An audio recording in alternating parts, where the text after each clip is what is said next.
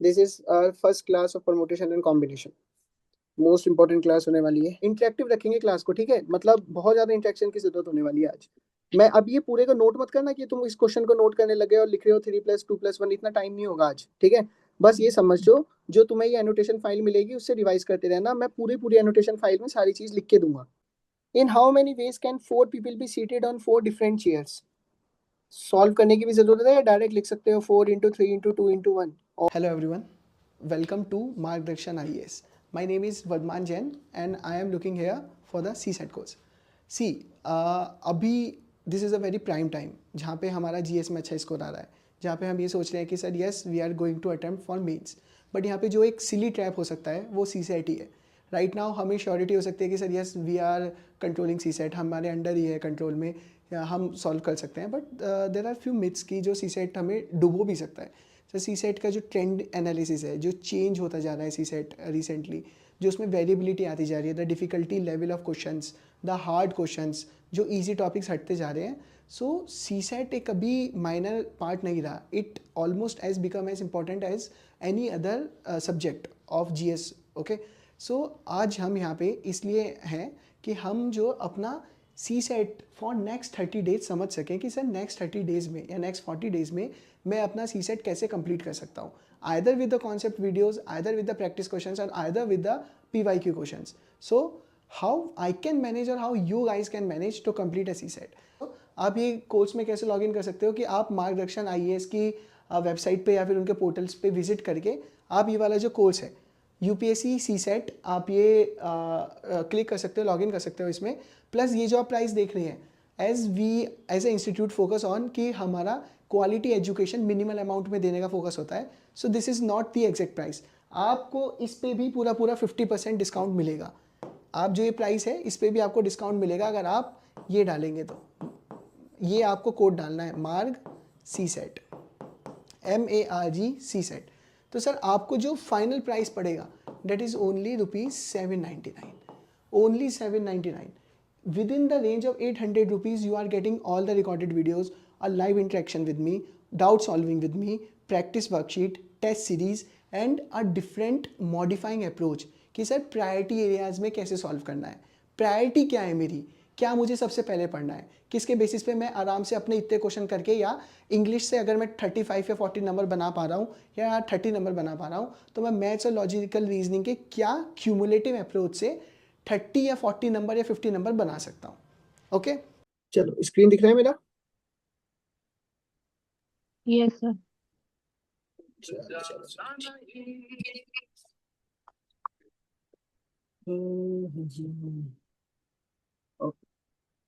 एक मिनट में start.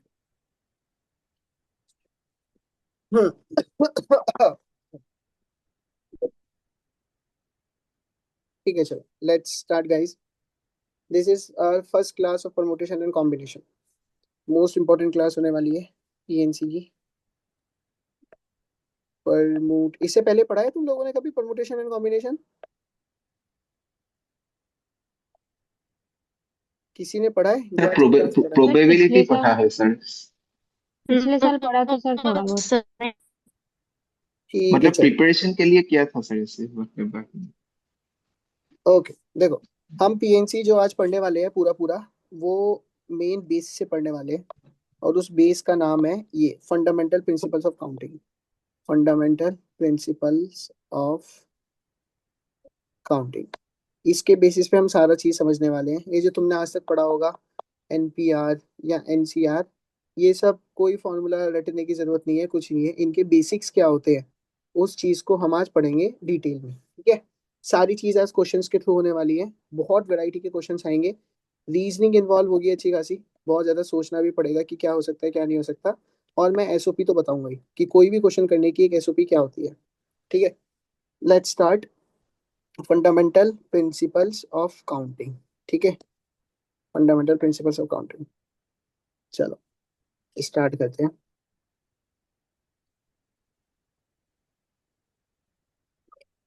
First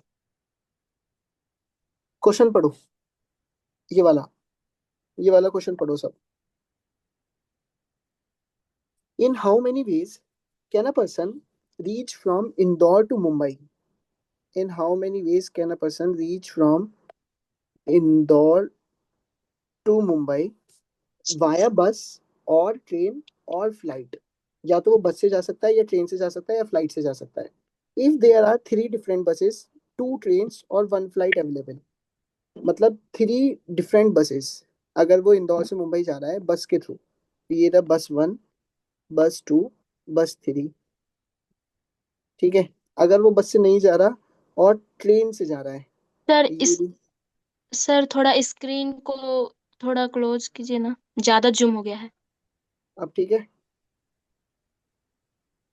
नहीं, पूरा नहीं दिख रहा था, कट रहा है. अब बोलो. हाँ अब ठीक है सर. अब ठीक है ना. हाँ चलो जी सर. ठीक है. इंदौर से मुंबई जाना है. इंदौर से मुंबई जाना है. ठीक है. तो या तो बस 1 में जा सकता है. एक सेकंड में, अरे बहन को. या तो इंदौर से मुंबई या तो B1 B2 B3 बस से जाएगा, या 2 ट्रेन है, T1 और T2 ट्रेन से जा सकता है, या फिर 1 फ्लाइट, कोई फ्लाइट अवेलेबल है फ्लाइट से जा सकता है, F1. तो इसके पास इंदौर से मुंबई जाने के लिए कितने वेज है, कितने तरीकों से ये इंदौर से मुंबई जा सकता है, बताओ.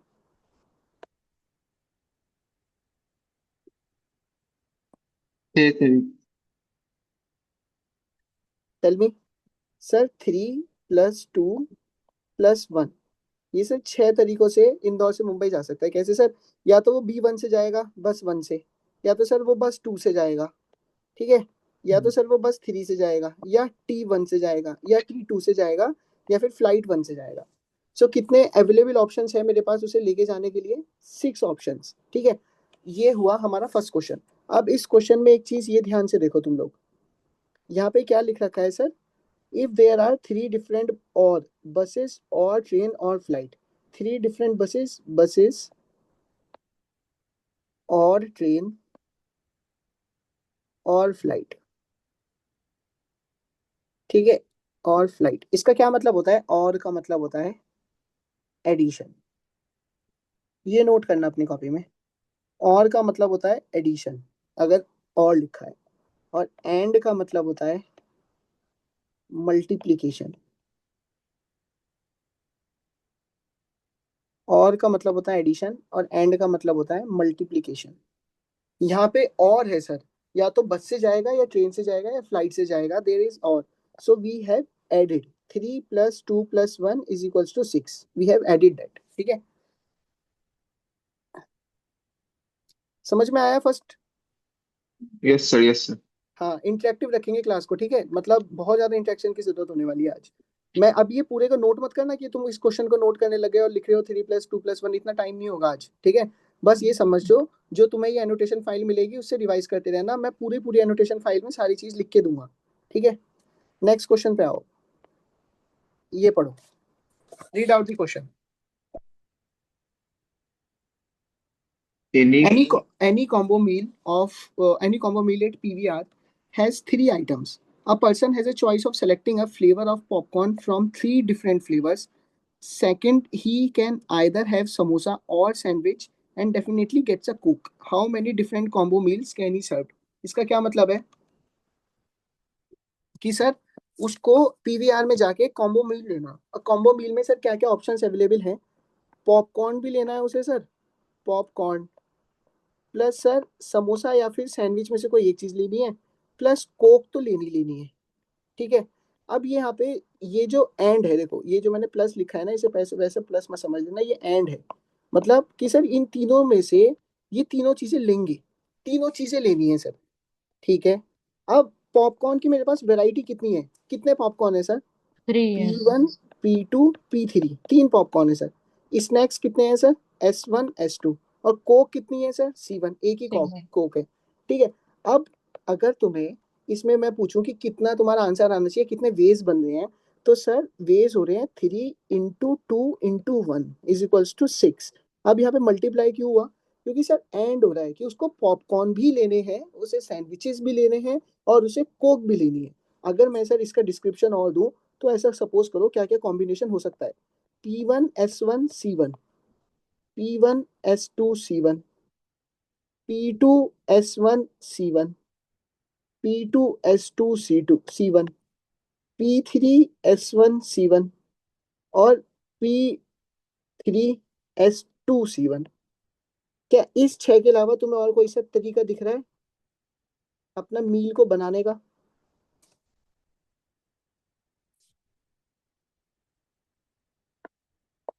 नहीं सर, बोलते जाओ समझ भाई, गया, समझ गया सर। हाँ सर।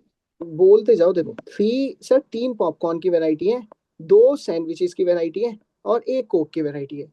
तो यहाँ पे भी 3 × 2 × 1 होगा। इंटू क्यों हो रहा है सर? क्योंकि मुझे तीनों चीजें लेनी है। अगर वो मुझसे बोलता है कि तुम्हें तीनों में से कोई एक चीज लेनी है तो सर तब मेरा आंसर अलग होता, तब मैं एडिशन करता। बट यहाँ पे मल्टीप्लीकेशन की जरूरत है। ऊपर वाले में सर और का तरीका था तो उसमें ऐड हुआ।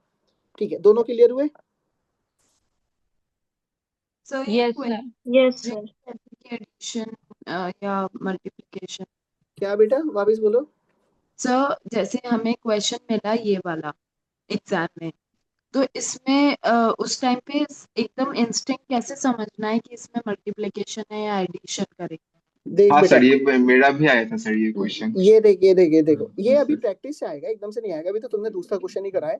अ कॉम्बो मील हैज 3 आइटम्स। तीन, जब भी एक से ज्यादा बोल रहा है ना कि होना ही चाहिए एक से ज्यादा, तो अब उसमें एडिशन आता ही आता है। अगर वो एक ही वैरायटी बोलेगा तो और आता है, अगर एक से ज्यादा बोलेगा तो एंड आता है। ये हम अभी प्रैक्टिस करेंगे तब आराम से सीखेंगे, डोंट वरी। अब ये क्वेश्चन नंबर 3 पढ़ो। A person can go from station A to station B in 3 veg.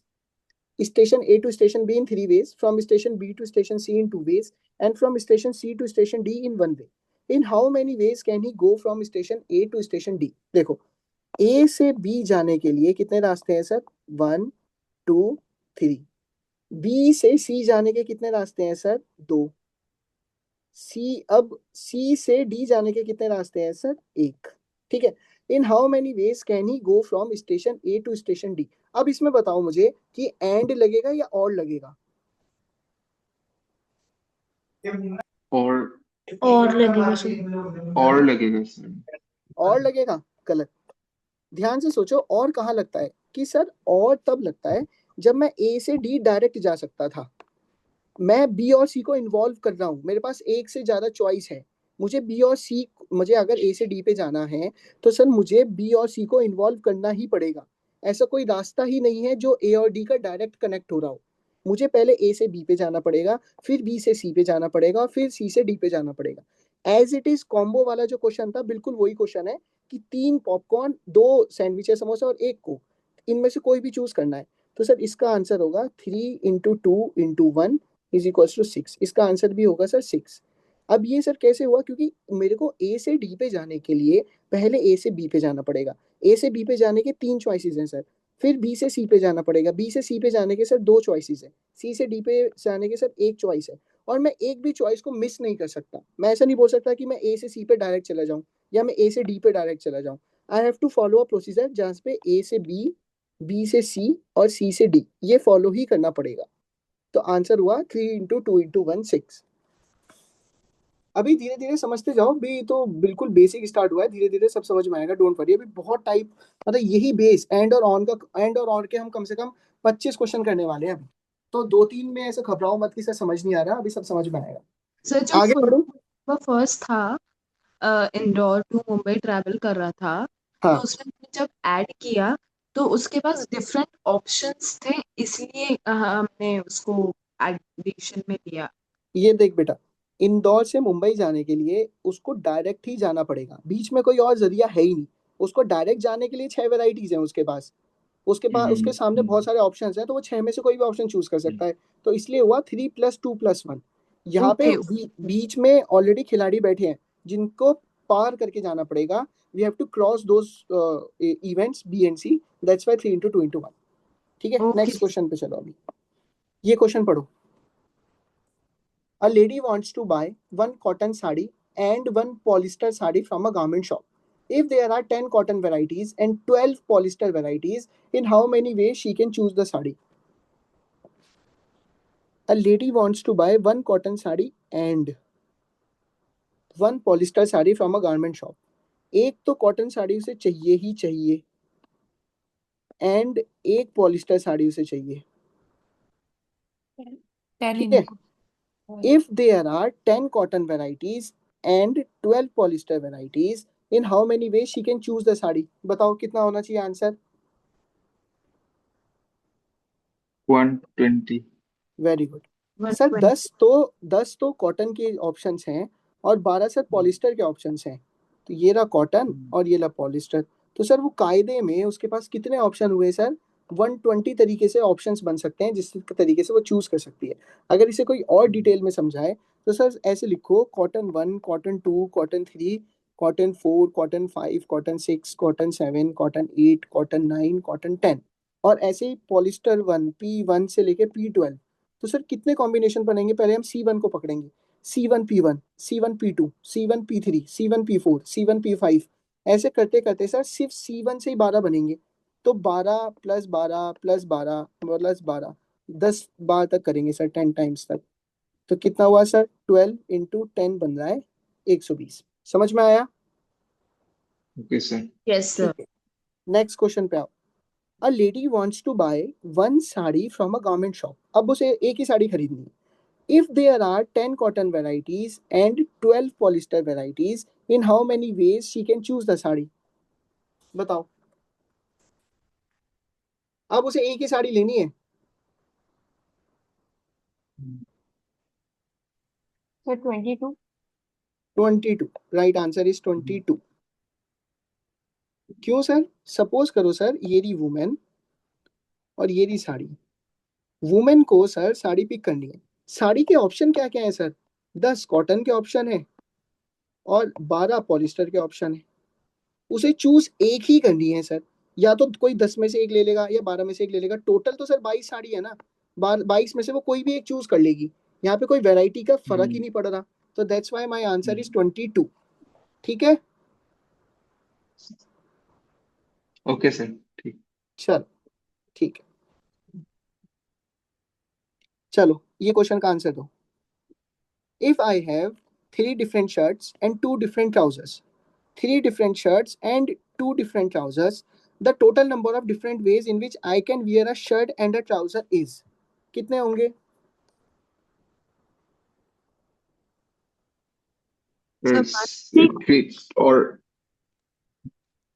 6 होंगे sir. 3 sir, into 2 is equals to 6। Sir 6 होंगे। 6 कैसे सर? ब्लू के साथ ये पहन सकता है या ब्लू के साथ ये पहन सकता है। ब्लैक के साथ ये पहन सकता है, ब्लैक के साथ ये पहन सकता है। ब्राउन के साथ ये पहन सकता है या ब्राउन के साथ ये पहन सकता है। तो टोटल कितने हुए sir? 3 into 2 is equals to 6। ऊपर से सर एंड लिखा था। अगर किसी ह्यूमन को तैयार होना है तो उसे सर टी शर्ट और पैंट दोनों पहनना पड़ेगा। कंपलसरी है सर। वो ऐसा नहीं हो सकता कि सिर्फ ऊपर का ही पहन के चला जाए या फिर सिर्फ नीचे का ही पहन के चला जाए। उसे तैयार होने के लिए दोनों पहनने पड़ेंगे। That's why it's compulsory. और कंपलसरी में हमेशा एंड आता है। ठीक है सर, हो गया। अब बताओ, read out this question now. Arun has to go for a job interview tomorrow. He has 4 formal shirts and 3 formal trousers. He has 4 formal shirts and 3 formal trousers. In how many ways can he choose his outfit for the interview? वो कितने तरीके से अपने कपड़े बना सकता है? 12. 12। Very good. 4 into 3 is equals to sir 12 ways। 12 तरीके से वो अपने कपड़े बना सकता है। ब्लू के साथ सर वो 3 पैंटे पहनेगा तो 3 ऑप्शन तो ये हुए। ग्रीन के साथ 3 पहनेगा, 3 ऑप्शन ये हुए। येलो के साथ 3 पहनेगा, 3 ऑप्शन ये हुए। और रेड के साथ 3 पहनेगा, 3 ऑप्शन ये हुए। 4 into 3 is equals to sir 12 ways। किसी को कोई डाउट, समस्या? No sir. No, sir. No नहीं सर। सर। ठीक है, नेक्स्ट क्वेश्चन पे आओ। अच्छा मिसिंग है। ठीक है, मैं लिख रहा हूँ यहाँ पे एक क्वेश्चन लिख रहा हूँ। There are 2 trousers, 3 shirts and 2 tie। how many ways can the person be dressed?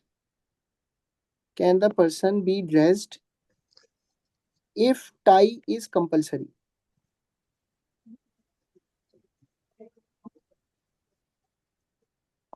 क्या होगा आंसर? 12। 12 सर। कैसे सर? 2 ट्राउजर, 3 शर्ट और 2 टाई। 3 2 6 और 2 12 वेज सर।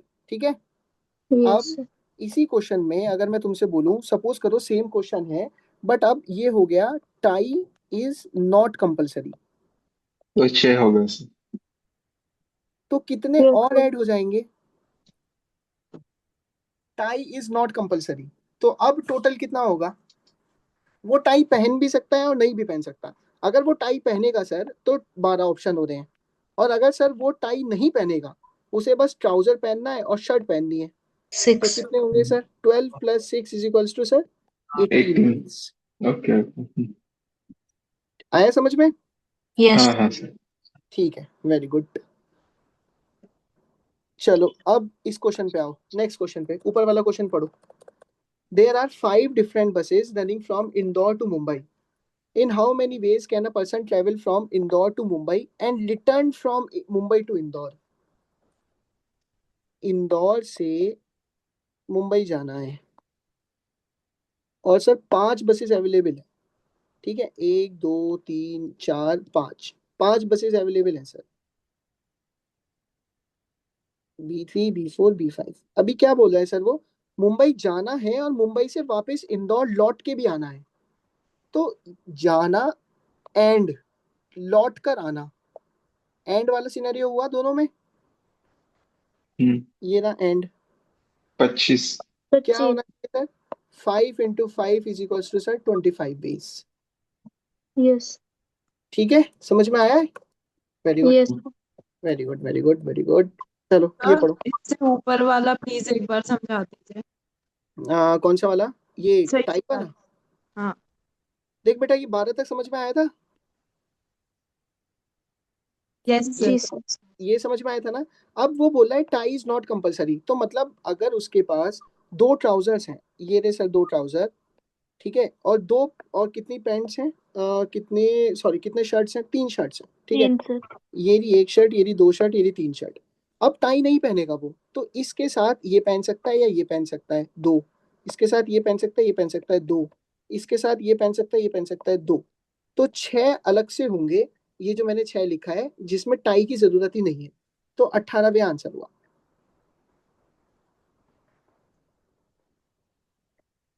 ठीक है, अभी ये वाला क्वेश्चन पढ़ो। There are 5 different buses running from Indore to Mumbai. 5 different buses Indore से मुंबई जा रही है। In how many ways can a person travel from Indore to Mumbai and return by a different service? Return by sir 25। Service. हाँ, 25। ध्यान से ऊपर वाले और क्वेश्चन में क्या फर्क है, देखो ऊपर और नीचे क्या फर्क है।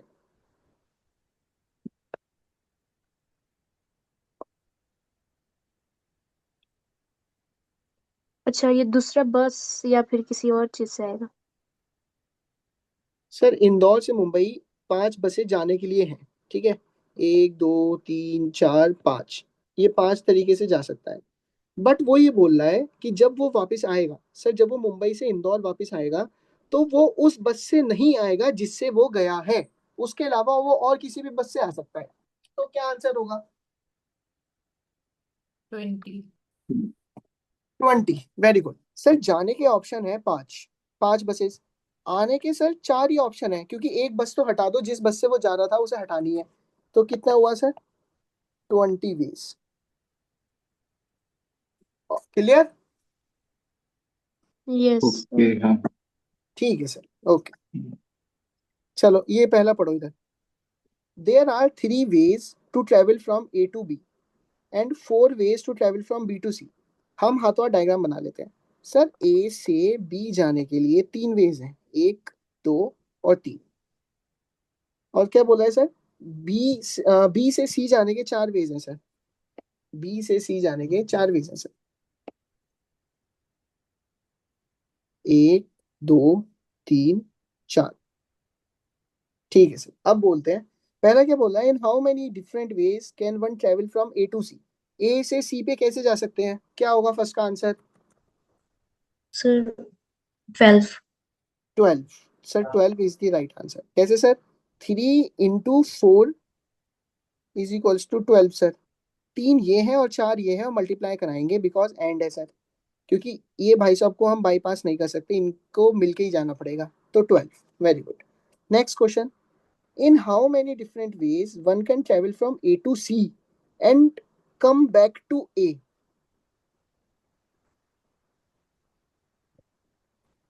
बताइए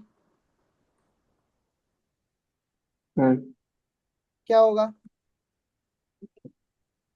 सर 7 होगा। अरे नहीं नहीं भाई, A Sir, से C जाने के 11.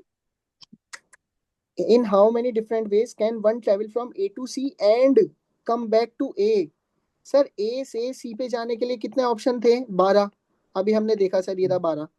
सर C से A पे आने के लिए कितने ऑप्शन है वापस? 12। हाँ, यस 24।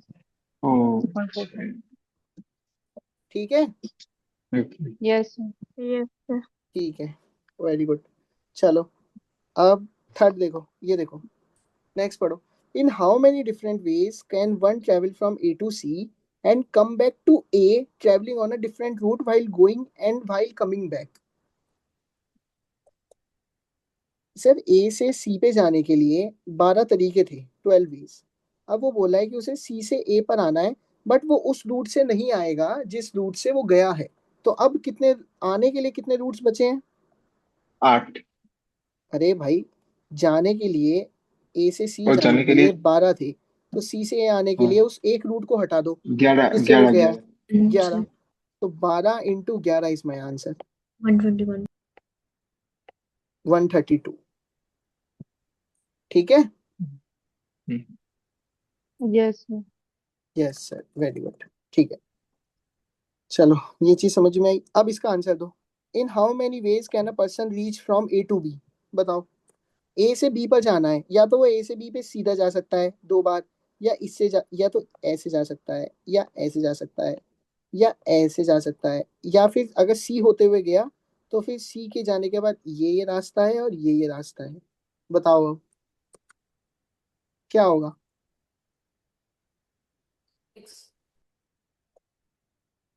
टोटल कितने वेज हैं जिससे वो A से B जाए? 8. A to B। कितने? Sir, 8. गलत, सर 9। रॉन्ग। 6 है क्या? 5। कैसे सर? सर अगर वो सपोज करो C को लेके जाता है, तो ये गया गया गया गया गया गया, तो सर एक रूट तो ये रहा, ऊपर वाले से एक, प्लस दूसरा सर वो C पे गया और नीचे वाले को फॉलो करा, 2। एक सर ये डायरेक्ट रूट, 3। एक सर ये डायरेक्ट रूट, 4। एक सर ये डायरेक्ट रूट, 5। तो कितने हुए? 5 हुए। अब देखो इसमें क्या है, इसमें एक और चीज हो रही है कि सर अगर आप डायरेक्ट देखें, डायरेक्ट, तो सर 1 2 3 है डायरेक्ट, ठीक है सर। सर अगर आप इनडायरेक्ट देखें, इनडायरेक्ट, तो बेटा इनडायरेक्ट में पहले A से C गया और फिर C से B गया। A से C पे जाने के लिए कितने ऑप्शन है सर? 1। एक ही रूट है सर, ये रहा, ये वाला। सर C से B पे जाने के लिए कितने ऑप्शन है? 2। तो ये इनडायरेक्ट केस में एडिशन ओ मल्टीप्लीकेशन का केस हुआ या नहीं हुआ? एंड का केस हुआ या नहीं हुआ? सर हुआ। तो 1 इंटू 2 2, तो 3 प्लस 2 इज इक्वल्स टू 5।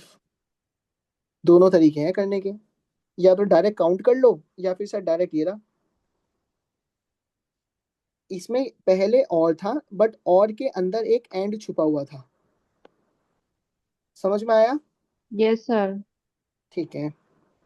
अब इसी क्वेश्चन में मैं तुम्हें एक और चीज दे रहा हूं कि A B 1 2 3 C।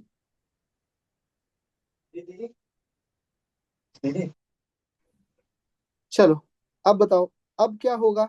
A से B पे जाना है उसे, तो अब कितने वेज है उसके पास? टोटल कितने वेज होंगे? जैसे मैंने करा था बिल्कुल वैसे ही करना। डायरेक्ट कितने वेज हैं? चलो ये बताओ, डायरेक्ट वेज कितने हैं? सर 2। 3 सर। 3। डायरेक्ट तो बेटा देखना 3 है 3 ना, वे। डायरेक्ट 3। सर इनडायरेक्ट वेज कितने हैं जहाँ पे C बीच में आ रहा है? A से C और C से B।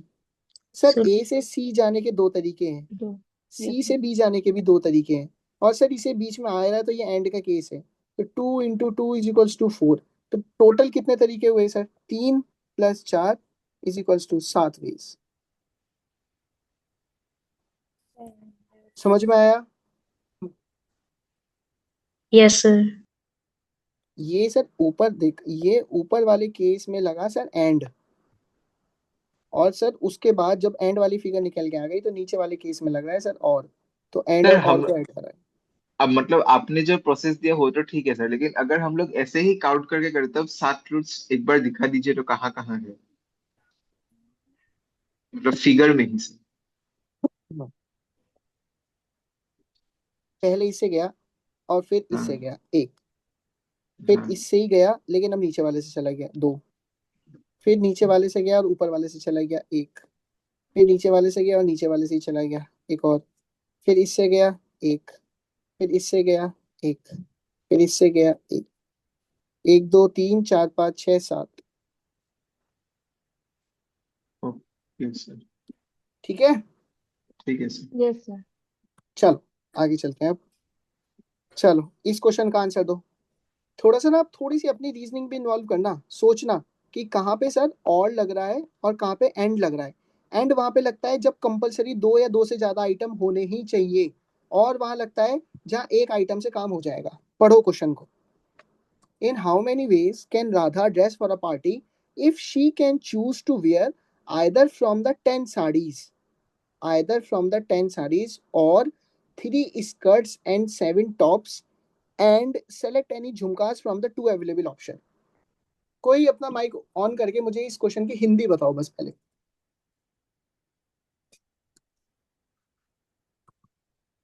सर मतलब राधा एक पार्टी के लिए कितने तरीके से रेडी हो सकती है इफ शी कैन, और अगर वो 10 साड़ी और 3 skirts and 7 tops and select और झुमका उसके पास 2 अवेलेबल है सर।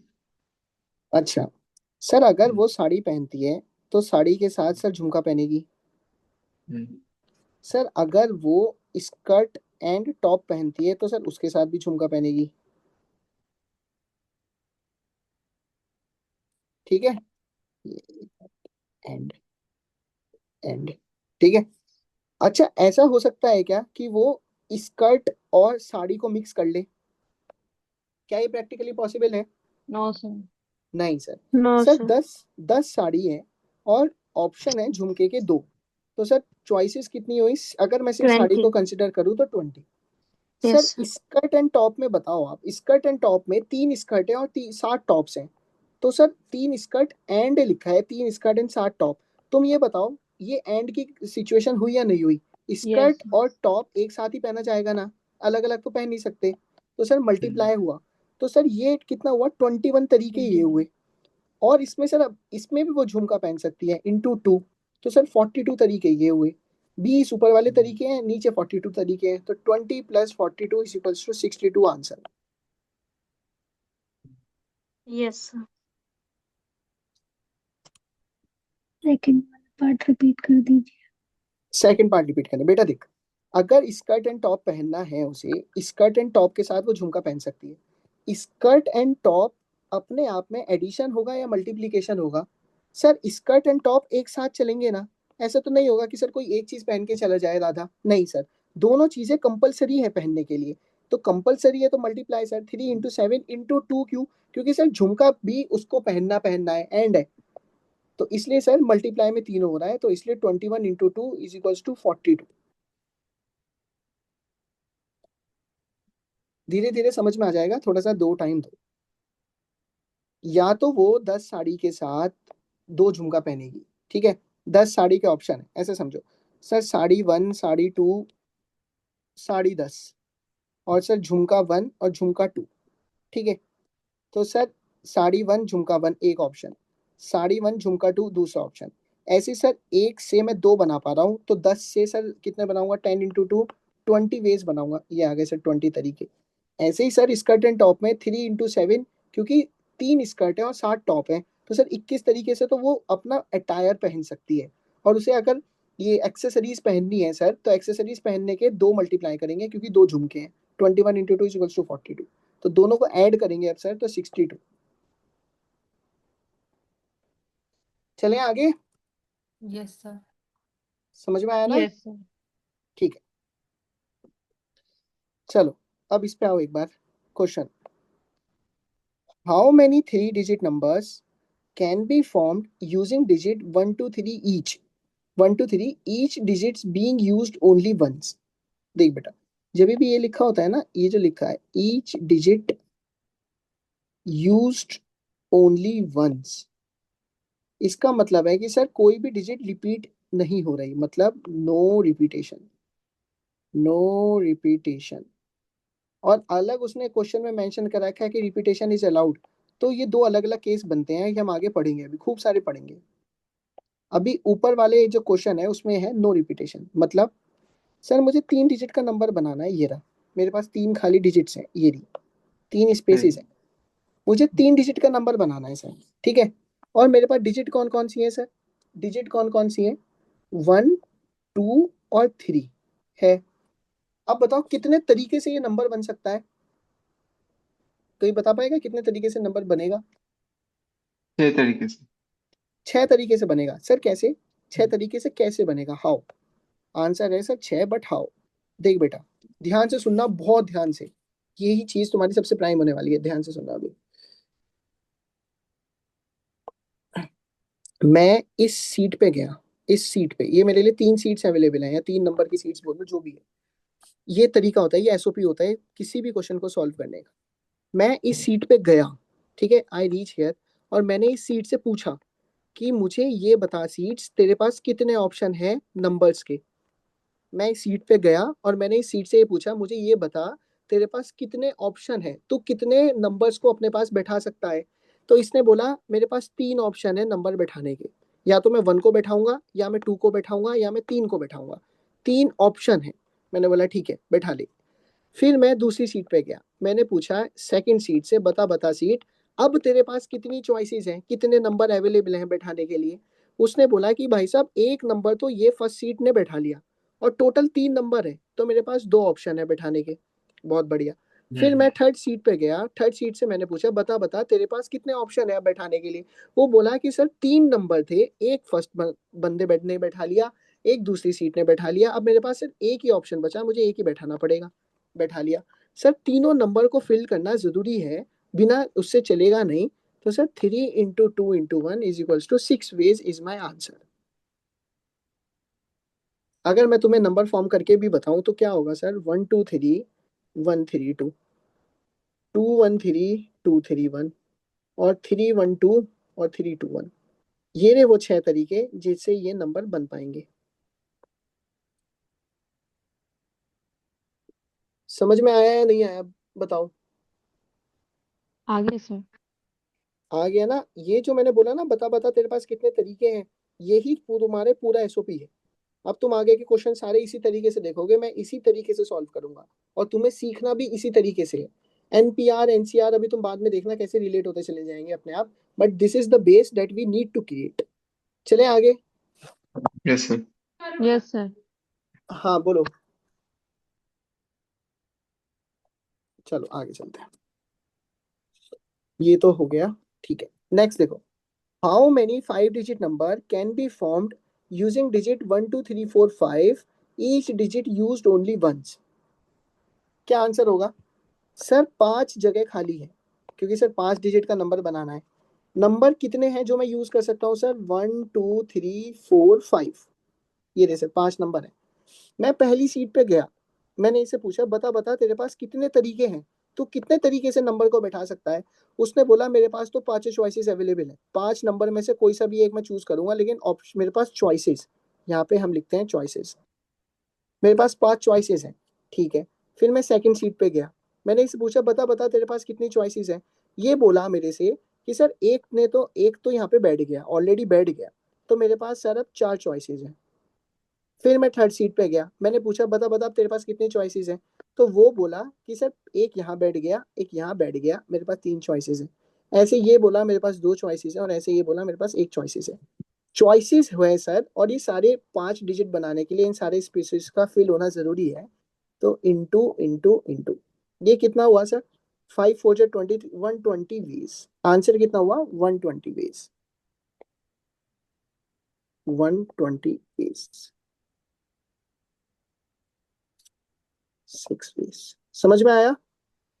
सर इसमें तो डायरेक्ट भी कर सकते हैं। 5 कैसे? इंटू 4 इंटू 3 इंटू 2 इंटू 1 करके। अरे तो अगर वही वो तो एक करा है, 5 into 4 into 3 into 2 into 1, but as a teacher मुझे समझाना तो पड़ेगा ना कि हाँ आया कैसे 5 into 4 into 3 into 2 into 1। हाँ सर, हाँ सर। Yes sir. यस क्या, एक बात बताओ, आप ध्यान से देखो, 5 into 4 into 3 into 2 into 1, क्या यही 5 फैक्टोरियल नहीं होता? Yes sir. अगर मैं लिख रहा हूँ 1 into 2 into 3 into 4 into 5 into 6 into 7, तो मैं इसे शॉर्ट वे में कैसे लिख सकता हूँ? 7 फैक्टोरियल लिख सकता हूँ, नहीं लिख सकता? Yes sir. फैक्टोरियल पढ़ाया था नंबर सिस्टम में, जब तुमने विल्सन थ्योरम पढ़ी होगी। P-1/P, रिमाइंडर कितना होता है सर? -1 या P, याद आ रहा है कुछ? Yes sir. तो फैक्टोरियल हो सकता है सर, इसे मैं या तो ऐसे लिख सकता हूँ 120 वेज, ऑप्शन में हो सकता है 120 वेज, और ऑप्शन में ये भी हो सकता है 5 फैक्टोरियल। तो both answer is right, 120 ways और 5 फैक्टोरियल। ठीक है, नेक्स्ट क्वेश्चन पे चलते हैं, पढ़ो अभी आप। How many 4 digit numbers can be formed using digit 1 2 3 0, each digit being used only once. अब मैंने वापस गया, मेरे को 4 सीट्स अवेलेबल है, 1 2 3 4। मेरे पास नंबर कौन कौन से अवेलेबल है? 1 2 3 0। ठीक है, अब मैंने पूछा, अब मुझे नंबर क्या बनाना है सर? 4 डिजिट नंबर होना चाहिए, 4 डिजिट नंबर। ठीक है, मैं पहली सीट के पास गया, मैंने पूछा बता बता तेरे पास कितने ऑप्शन है, तो ये मुझे बताओ क्या आंसर देगा आप? 3 ऑप्शन है सर। 3 ऑप्शन है, एक आंसर आया है, 3 ऑप्शन है। कोई और भी अपना माइक ओपन करके बताओ कि क्या हो सकता है इसका आंसर। थ्री तो यहाँ पे 3 इसके ऑप्शन होगा पास, चार क्योंकि सर पहले चार 0 का कोई हो नहीं। Very good very good sir, इस प्लेस पे सिर्फ उसके पास 3 ऑप्शंस अवेलेबल हैं, क्योंकि सर वो यहाँ पे 0 को बैठा ही नहीं सकता। अगर वो यहाँ पे 0 को बैठाता है तो वो 4 डिजिट नंबर नहीं बनेगा, वो 3 डिजिट नंबर बनेगा। तो अच्छा, इसलिए 0 सर का। उसे 3 ऑप्शन है उसके पास। Very good. अब मैं सेकंड सीट पे गया, मैंने पूछा अब तू बता तेरे पास कितने ऑप्शन है, तो ये यहाँ पे क्या बोलेगा? 3 4। ऑप्शन कितना बोलेगा बताओ? 3 ऑप्शन नहीं, ये भी सर 3 बोलेगा सर। 3 ये भी 3 बोलेगा, क्यों सर? हाँ हाँ। क्योंकि सर टोटल 4 हैं, 4 में से एक भाई साहब यहाँ पे बैठ चुके हैं ऑलरेडी। तो सर इसके पास कितने ऑप्शन बचे? 3 ऑप्शन बचे सर बैठाने के। अब मैं इसके पास गया, मैंने पूछा बता बता तेरे पास कितने ऑप्शन है, वो बोला एक यहाँ पे बैठ गया, एक यहाँ बैठ गया, एक यहाँ आएगा, तो 2 ऑप्शन है सर। फिर मैं इसके पास गया, उसने बोला मेरे पास एक ही ऑप्शन है। तो वेज कितने हुए sir? 3 into 3 into 2 into 1, 3 3 9 into 2 into 1 = 18 ways. 18 तरीकों से वो इस सिचुएशन को फिल कर सकता है। क्लियर? Yes sir. ओके, अब इधर आ जाओ। How many 3 digit numbers can be formed using digit 1 2 3 4 5 if the repetition of digit is not allowed। अभी तक ऊपर वाले क्वेश्चन में और इस वाले क्वेश्चन में क्या फर्क है सर? ऊपर वाले क्वेश्चन में जितनी सीट्स अवेलेबल थी उतने ही नंबर अवेलेबल थे। जैसे 5 सीट अवेलेबल है और सर 5 ही नंबर है, 4 सीट्स अवेलेबल है, 4 ही नंबर है, 3 सीट्स अवेलेबल है, 3 ही नंबर है। बट सर इसमें क्या है? How many 3 digit number, 3 digit का मतलब है सीट्स कितनी अवेलेबल है मेरे पास? 5 और 3। 3, क्योंकि सर 3 डिजिट नंबर है तो सीट्स अवेलेबल है सर 3। 3 सीट्स अवेलेबल है sir. How many 3 digit number can be formed from digit 1 2 3 4 5। Choose करने के मेरे पास ऑप्शन कितने हैं? 5। 5 ऑप्शन है सर चूज करने के। तो मैं अब इस सीट के पास गया, मैंने इससे बोला बता बता तेरे पास कितने ऑप्शन है चूज करने के, तो ये मेरे को क्या जवाब देगा? 5। 5। मैं नेक्स्ट सीट के पास गया, मैंने बोला अब तू बता तेरे पास कितने तरीके हैं चूज करने के, क्योंकि एक तो यहाँ बैठ चुका, तो 4 4। अब मैं इसके पास गया, बता बता भाई तेरे पास अब कितने ऑप्शन हैं चूज करने के, क्योंकि 2 तो 3। यहाँ बैठ चुके, 3 तो 3। तो आंसर कितना हुआ सर? 5 into 4 into 3, ये मेरा आंसर हुआ सर, 60 वेज। यस सर समझ में आया?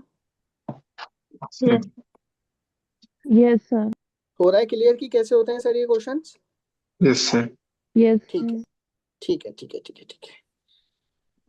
चलो अब एक चीज समझो तुम लोग, ठीक है? ये जो नीचे वाला क्वेश्चन है ना, इस चीज को समझो एक बार। मैं इसको यहाँ लिख रहा हूँ एक बार कि सर ये था 5 into 4 into 3, था ये 60 वे सर आंसर है।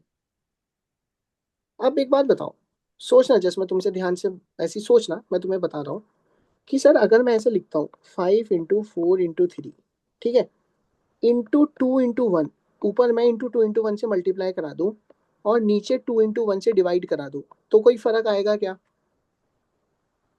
No sir. नो अभी सर। अभी भी आंसर 60 आ रहा है ना, 2 से 2 कटेगा, 1 से 1 कटेगा, 60 ही आंसर आएगा सर। आ रहा है? Yes sir. Yes sir. Yes sir. अब ये आपने क्यों करा? देख बेटा, एनपीआर क्या होता है कि सर 5p3, 5 में से मुझे 3 ऑप्शन चूज करने हैं। इसको लिखने का तरीका क्या होता है सर? इस फॉर्मूले को लिखने का तरीका क्या होता है?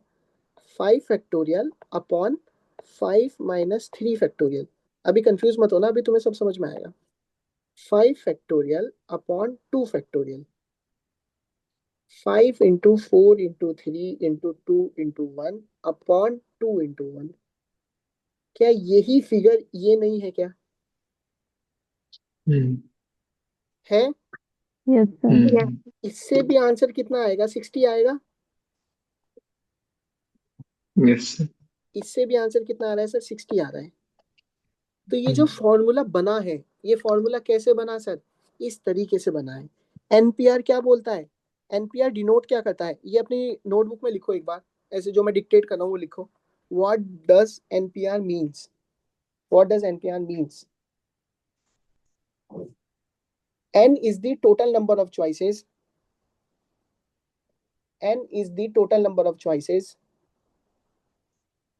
and r, n is the total number of choices, and r are the number of choices that we have to make. And r are the number of choices that we have to make. Number of choices we have to make, or number of selection we have to make. Number of choices we have to make, or number of selection we have to make. That's it. NPR का एक basic formula भी लिख लो, जो सब लोग बोलते हैं। NPR is equals to n factorial upon n minus r factorial. ये होता है एनपीआर का फॉर्मूला। p का मतलब होता है परमुटेशन। ये जो n का तो मतलब तुम्हें पता लग गया, r का मतलब तुम्हें पता लग गया, p का मतलब होता है परमुटेशन। अब क्या तुम्हें एनपीआर लगाने की जरूरत है, या फिर जो मैंने तरीका बताया है बता बता वाला सीट पे जाके वो लगाने की जरूरत है? जो आपने सर ये बताया वो। जो मैंने बता बताया वो। बता क्योंकि यस। सर बेस तो वही है, बट क्या होता है, टीचर्स फॉर्मूला रटवाते हैं एनपीआर, और वो कंफ्यूजन हो जाता है कि सर याद ही नहीं रहता कभी। तो फॉर्मूला इसी चीज से तो फॉर्मूला बना है। 5 × 4 × 3 में मैं 2 × 1 मल्टीप्लाई कर दूं और 2 × 1 डिवाइड कर दूं, तो मेरा फॉर्मूला ही तो निकल के आ रहा है एनपीआर का। बस, लेकिन सर मुझे कॉम्प्लिकेट क्यों करना जब मेरे पास इजी वे है? तो आया समझ में? ठीक है, यस सर। चलो अब नेक्स्ट पे आते हैं एक बार। ठीक है, ये वाला क्वेश्चन पढ़ो, ये वाला। Using all digits from 0 to 9, how many 5-digit numbers can be formed if repetition is allowed? इसको यहाँ सॉल्व करेंगे, हम इस जगह सॉल्व करेंगे, इस जगह। ये रहा। बताओ एक बार, खुद सोचो क्या आंसर होगा। अब थोड़ा सा अपना दिमाग लगाओ।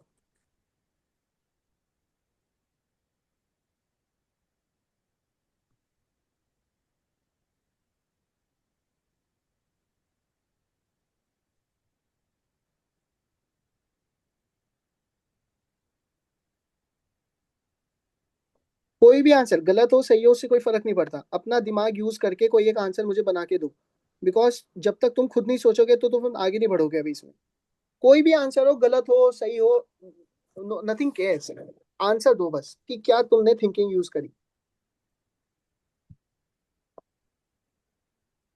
into 10 into 10 into 10 into 10 okay ठीक है, एक आ रहा है 10⁴, मतलब 10 × 10 × 10 × 10, एक ही आ रहा है। ठीक है, ओके। और अपना और कोई आंसर दो।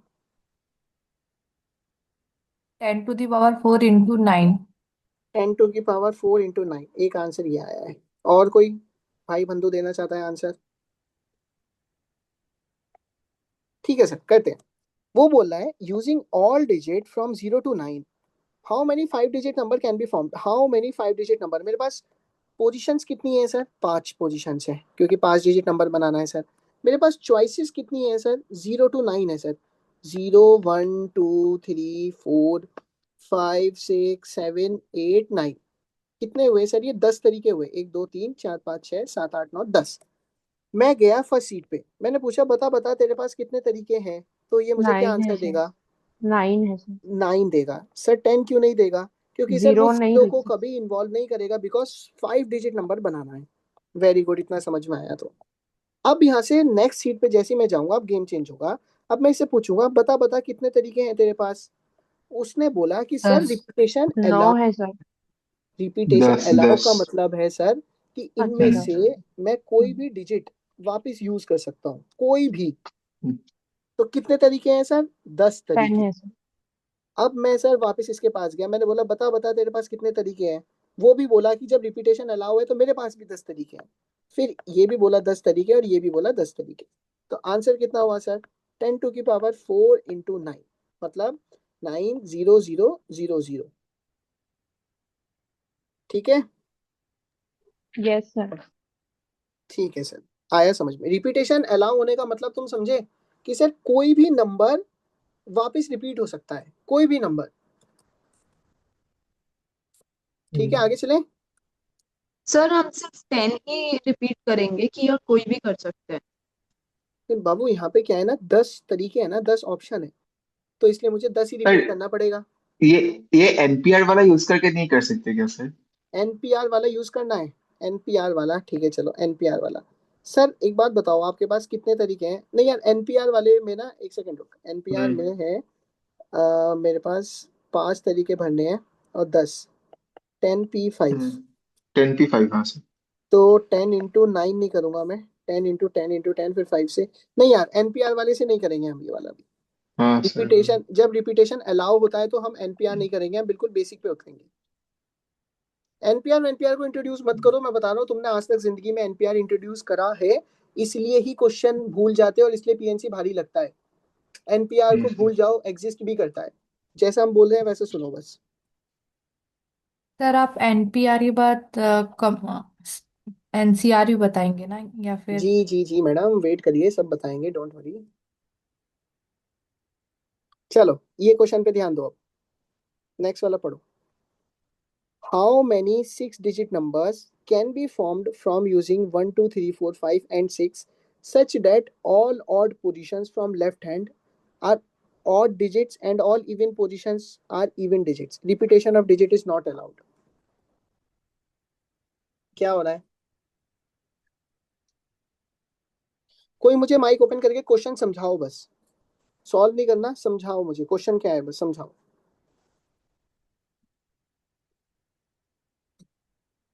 अरे कोई हिंदी ट्रांसलेट कर दो, हिंदी ट्रांसलेट तो हो सर जाएगी। 6 डिजिट नंबर है, ऑल ठीक है, पोजीशन पे ऑल ऑड डिजिट आएगा और इवन पोजीशन पे इवन आएगा और रिपीटेशन अलाउड नहीं है। रिपीटेशन अलाउ नहीं है, 6 डिजिट है, और सर चॉइसेस कितनी है मेरे पास, 6 ही चॉइसेस है सर। ठीक है, अब वो क्या बोल रहा है देखो, क्वेश्चन समझो क्या बोल रहा है वो। How many 6 digit numbers can be formed using 1 2 3 4 5 and 6 such that all odd position from left hand, left hand, ये हुआ लेफ्ट हैंड और ये हुआ राइट हैंड। किसी को कोई दिक्कत यहाँ तक? हम्म, सर लेफ्ट हैंड में ऑल ऑड पोजीशन, ये सर पहला है, ये सर तीसरा है और ये सर पांचवा है, तो ये तो हुए सर ऑड, ऑड और ऑड। ये जो बचे हुए हैं सर, ये बचे हुए हैं इवन पोजीशंस, इवन, इवन और इवन। किसी को यहाँ तक कोई दिक्कत है? हम्म, नहीं सर, ठीक है। अब वो बोल रहा है कि सर ऑड पोजीशन पे ऑड ही नंबर बैठना चाहिए और इवन पोजीशन पे इवन नंबर ही बैठना चाहिए। तो मेरे पास ऑड नंबर कितने हैं बताना जरा, 1 2 3 4 5 6 में से तीन कितने ऑड है सर? तीन 3 सर। 3 और 5। कितने इवन है? 3 3 सर। मैं इसके पास गया, मैंने पूछा बता बता तेरे पास कितनी चॉइसेस अवेलेबल हैं, तो ये मुझे क्या आंसर देगा? 3। 3, वेरी, 5। 3 बेटा 3। ऑड ही बैठाना है ना, ऑड कितने हैं, 3 है बस। हम्म, फिर मैं वापस इसके पास गया, अभी मैं बीच वाले को छोड़ रहा हूँ, मैं इसके पास गया, मैं पूछा बता बता अब तेरे पास कितने ऑप्शन 2 है, 2। फिर मैं इसके पास गया, बता बता तेरे पास कितने ऑप्शन है, 1। 1 अब मैं इवन वालों के पास आया, मैं इवन वालों के 36 पास गया, मैं इवन के पास गया, मैंने पूछा बता बता भाई तेरे पास कितने ऑप्शन है, तो 3 इवन में 3 ऑप्शन अवेलेबल है, 3। फिर मैं वापस इसके पास गया, बता बता कितने हैं, 2 और 1। तो आंसर कितना हुआ सर, 3 × 3 × 2 × 2 × 1 इसे और क्या बोल सकते हैं सर, 3 × 2 × 1 या फिर 3 × 2 × 1। 6 × 6 = 36 ways। Thank you. आया समझ में। Yes sir sir. अब ये तुम एनपीआर एनसीआर से कभी नहीं कर पाते, कभी भी। Yes sir. कंफ्यूजन होता है सर बहुत उससे, मैंने देखा था। ठीक है, समझ में आया। Yes sir. ठीक है चलो, अब एक बार ये फोर्थ वाले को, थर्ड वाले को छोड़ दो, अभी थर्ड वाले को छोड़ो। अब नेक्स्ट वाले फोर्थ वाले को ट्राई करो तुम लोग।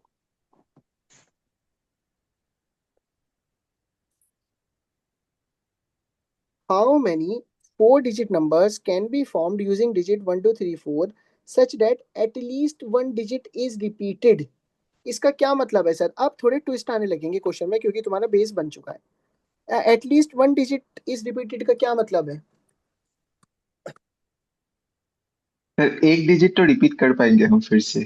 एटलीस्ट सिर्फ एक या एक से ज्यादा, सर वो एक ये से बोल, ज्यादा। एटलीस्ट 1 का मतलब होता है एक कि और सर एक से ज्यादा। एक हाँ और एक से ज्यादा, okay, 1 और एक से ज्यादा। तो मैंने बोला 4 डिजिट नंबर है सर, 4 पोजीशन बना लेता हूँ। ऑप्शन कितने हैं सर, 1 2 3 4 ऑप्शन है। अब वो बोल रहा है एटलीस्ट 1 digit इज रिपीटेड, कि एक से ज्यादा डिजिट रिपीट हो सकती है। तो एक से ज्यादा हो सकती है तो सर एक भी हो सकती है, 2 भी हो सकती है, 3 भी हो सकती है और 4 भी हो सकती है। हो सकती है नहीं हो सकती, हम्म, एक से ज्यादा तो हाँ वो सर। बोल रहा है ना। हाँ, तो मैं उसे हम्म, सिंपल ही बोलूंगा, मैं इसके पास गया, मैं बोला बता बता तेरे पास कितने तरीके हैं सीट पर बैठाने के। उसने बोला मेरे पास 4 तरीके हैं, क्योंकि अलाउ है मुझे कि मैं एक से ज्यादा बैठा सकता हूँ। फिर मैं इसके पास गया, इसने भी बोला 4 तरीके हैं, इसने भी बोला 4 तरीके हैं, इसने भी बोला 4 तरीके हैं। आंसर हुआ 4 की पावर 4 = 256। सर और अगर बोले तो एक ही रिपीट कर सकते हैं और नहीं है तो। नहीं नहीं नहीं, ऐसा क्वेश्चन नहीं आएगा। अच्छा ऐसा, ओके सर। ऐसा नहीं है ना, मतलब प्रोबेबिलिटी परमुटेशन भी ऐसे एकदम ऐसे है हजार्ड नहीं बनता, हर चीज सोच समझ के बनेगी ना उसमें भी। ओके। तुम बस इसको लिखना, ये जो लाइन है ये डिनोट करेगी, ये डिनोट क्या करता है ये क्वेश्चन, कि सर ये इनडायरेक्ट वे है लिखने का, रिपीटेशन इज अलाउड। ये क्वेश्चन एक इनडायरेक्ट वे है ये बोलने का कि सर रिपीटेशन इज अलाउड।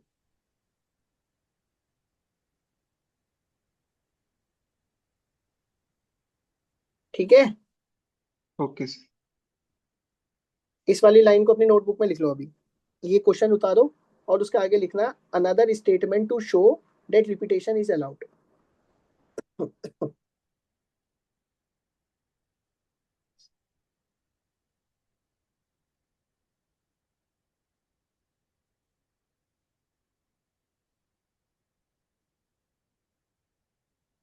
तो क्या लिखे सर कॉपी में? This is this is this is another statement, this is another statement to show that repetition is allowed. This is another statement to show that repetition is allowed.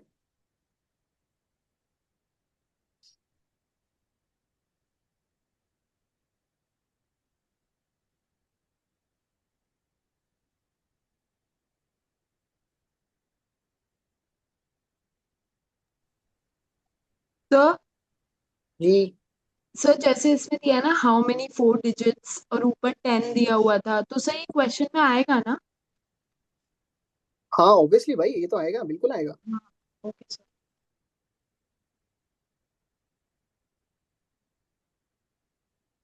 चलो next पे चलें,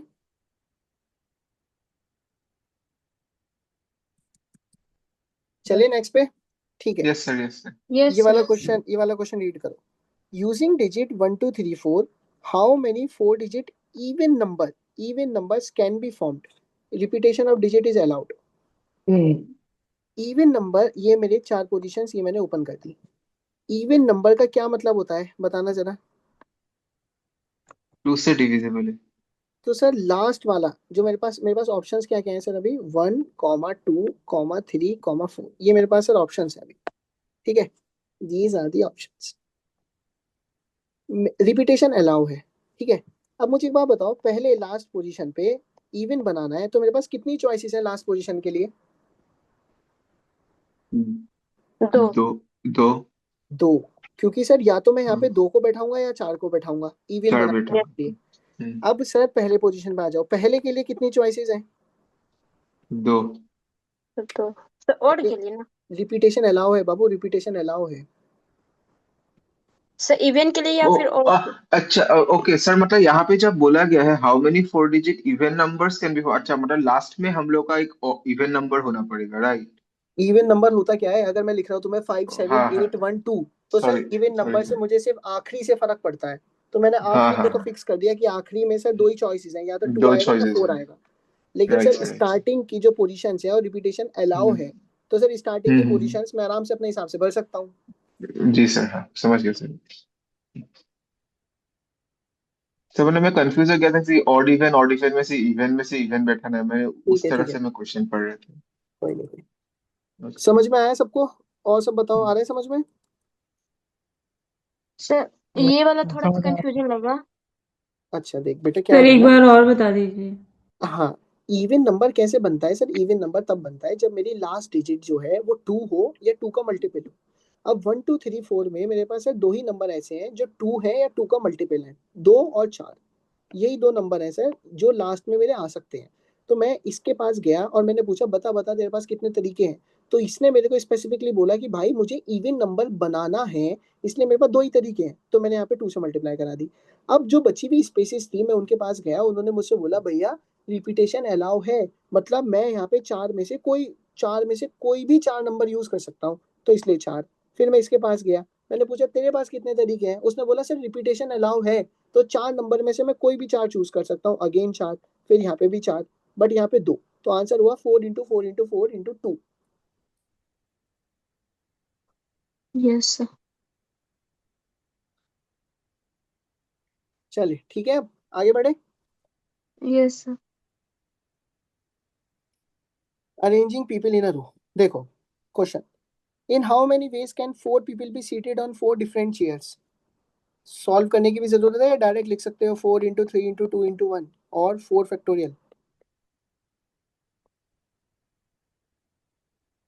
लिख सकते हैं direct.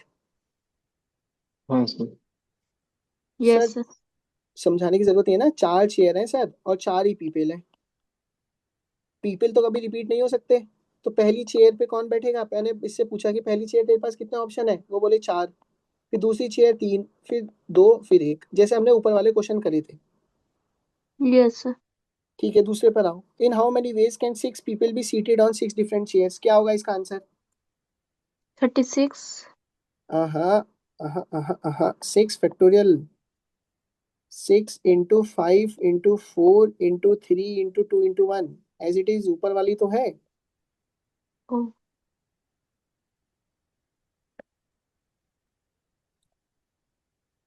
ठीक है, yes sir okay sir.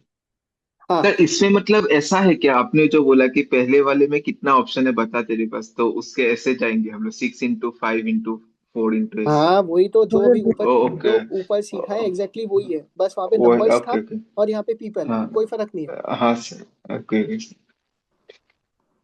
Next question पढ़ो, इन how many veg 5 people be seated on 3 different chairs?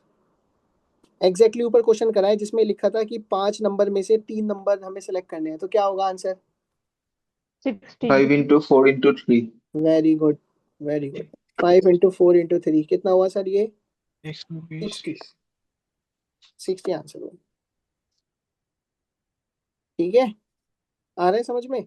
अब सर एक बात बताओ, देखो अब यहाँ पे ना एक नया कॉन्सेप्ट आ रहा है सर, यहाँ पे है, अभी तक तो नंबर्स थे, नंबर को छोड़ो, अब मैं बोल रहा हूँ sir, in how many veg 5 people be seated on different 3 different chair. यहाँ पे मैं बना रहा हूँ एक बार 3 डिफरेंट चेयर और यहाँ पे मैं बना रहा हूँ 5 पीपल। अगर मैं चेयर के पास जाके पूछता हूँ बता बता तेरे पास कितने ऑप्शन है, तो ये पहली चेयर बोलेगी कि मेरे पास 5 ऑप्शन है, दूसरी चेयर बोलेगी मेरे पास 4 ऑप्शन है, तीसरी चेयर बोलेगी 3 ऑप्शन है। तो 5 × 4 × 3 ये हुआ आंसर मेरा। बट क्या मैं इस क्वेश्चन में सर बंदों से जाके पूछ सकता हूँ? क्या मैं ह्यूमंस के पास जाके, पर्सन्स के पास जाके पूछ सकता हूँ कि बता बता तेरे पास कितने ऑप्शन है? मतलब नंबर्स में तो सर मुझे पता था कि मैं क्या चूज कर रहा हूँ, मैं किसके पास जाके पूछ रहा हूँ। पूरी पीएनसी इसके ऊपर डिपेंड है कि तुम किसके पास जाके पूछ रहे हो। मैं अगर यहाँ पे पर्सन्स के पास जाके पूछता हूँ तो क्या मेरे को राइट आंसर मिलेगा या नहीं मिलेगा? सपोज करो मैं इस पर्सन के पास गया, मैंने इससे पूछा पर्सन 1 मुझे बता तेरे पास कितने ऑप्शंस हैं चेयर पे बैठने के। इसने मुझसे बोला कि मेरे पास सामने 3 चेयर खाली पड़ी हैं, मैं उन तीनों में से किसी पे भी बैठ सकता हूँ, तो मेरे पास 3 ऑप्शन हुए। फिर मैं दूसरे पर्सन के पास गया, मैंने बोला बता बता पर्सन तेरे पास कितने ऑप्शन है, उसने 2। बोला कि एक फिल हो चुकी तो 2 ऑप्शन है। फिर मैं तीसरे पर्सन के पास गया, मैंने पूछा बता बता पर्सन तेरे पास कितने ऑप्शन है अभी चेयर के, उसने बोला 1। अब मैं जब इसके पास गया तो इसने मेरे से बोला भैया आपने ये क्या करा, आपने तो मुझे कोई चॉइस दी ही नहीं। ये भी बोला कि सर आपने तो मेरे को कोई चॉइस दी ही नहीं। तो ये फेयर गेम कैसे हुआ सर? ये तो अनफेयर गेम हो गया कि किसी को तो चॉइस मिल गई और किसी को चॉइस मिली ही नहीं। तो इसलिए हम चेयर्स के पास जा रहे हैं, हम पर्सन्स के पास नहीं जा रहे। अगर हम पर्सन्स के पास जाके उनसे पूछेंगे तो क्वेश्चन गलत हो जाएगा, because everyone is not getting it's fair chance. Everyone is getting it's fair chance जब मैं चेयर से जाके पूछ रहा हूँ। समझ में आया? Okay sir. ये ओके पढ़ो। इन how many ways can 3 people be seated on 5 different chairs? अब बताओ मैं चेयर के पास जाके पूछूंगा या पीपल के पास जाके पूछूंगा? ध्यान से आंसर देना। In how many chair ways के कैन 3 पीपल चेयर के बी पास seated on 5 different chairs? Chair के पास सर। सोचो सोचो, एकदम हबड़ा तबड़ी में आंसर मत दो, सोचो अभी पहले।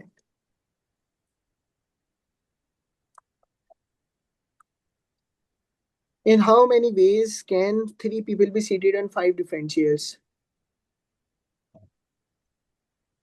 यहाँ पे सर पीपल से पूछेंगे, चेयर ज्यादा है। Here we will ask P from people,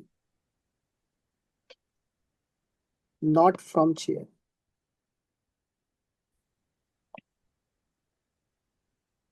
क्यों सर? सर ये थे 3 पीपल और 5 चेयर। मैंने पीपल से पूछा, पहले पीपल से बता बता तेरे पास कितने तरीके हैं, तो वो बोले मेरे पास 5 चेयर के ऑप्शन है 5। इसने बोला 4, इसने बोला 3।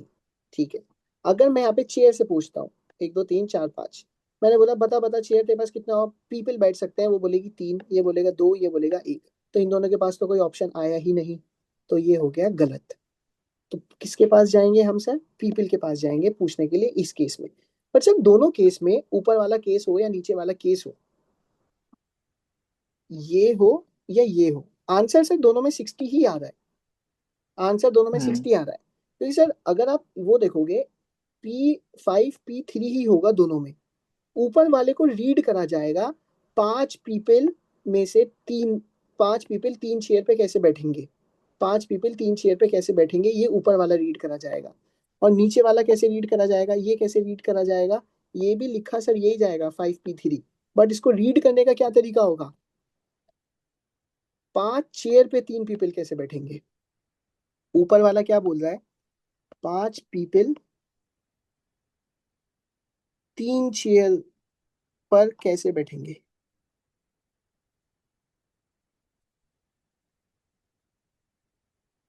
ये क्या बोल रहा है?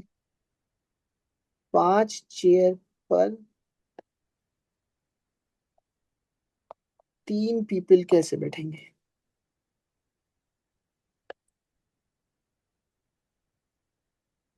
आंसर 60 है दोनों में, लेकिन तरीका अलग है, पूरा पूरा सोच अलग है। समझ में आया?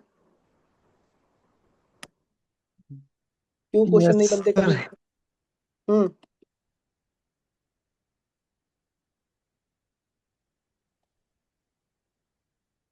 पूछो पूछो, अपने डाउट पूछो जल्दी से, फिर आगे चलते हैं।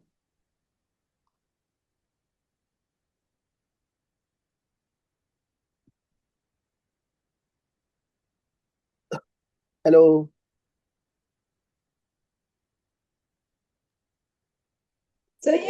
डिसेंडिंग ऑर्डर में चलता है? क्या क्या बेटा? जैसे सर ऊपर भी हमने 5 into 4 into 3 लिया था, तो ये डिसेंडिंग ऑर्डर में ही चलता है?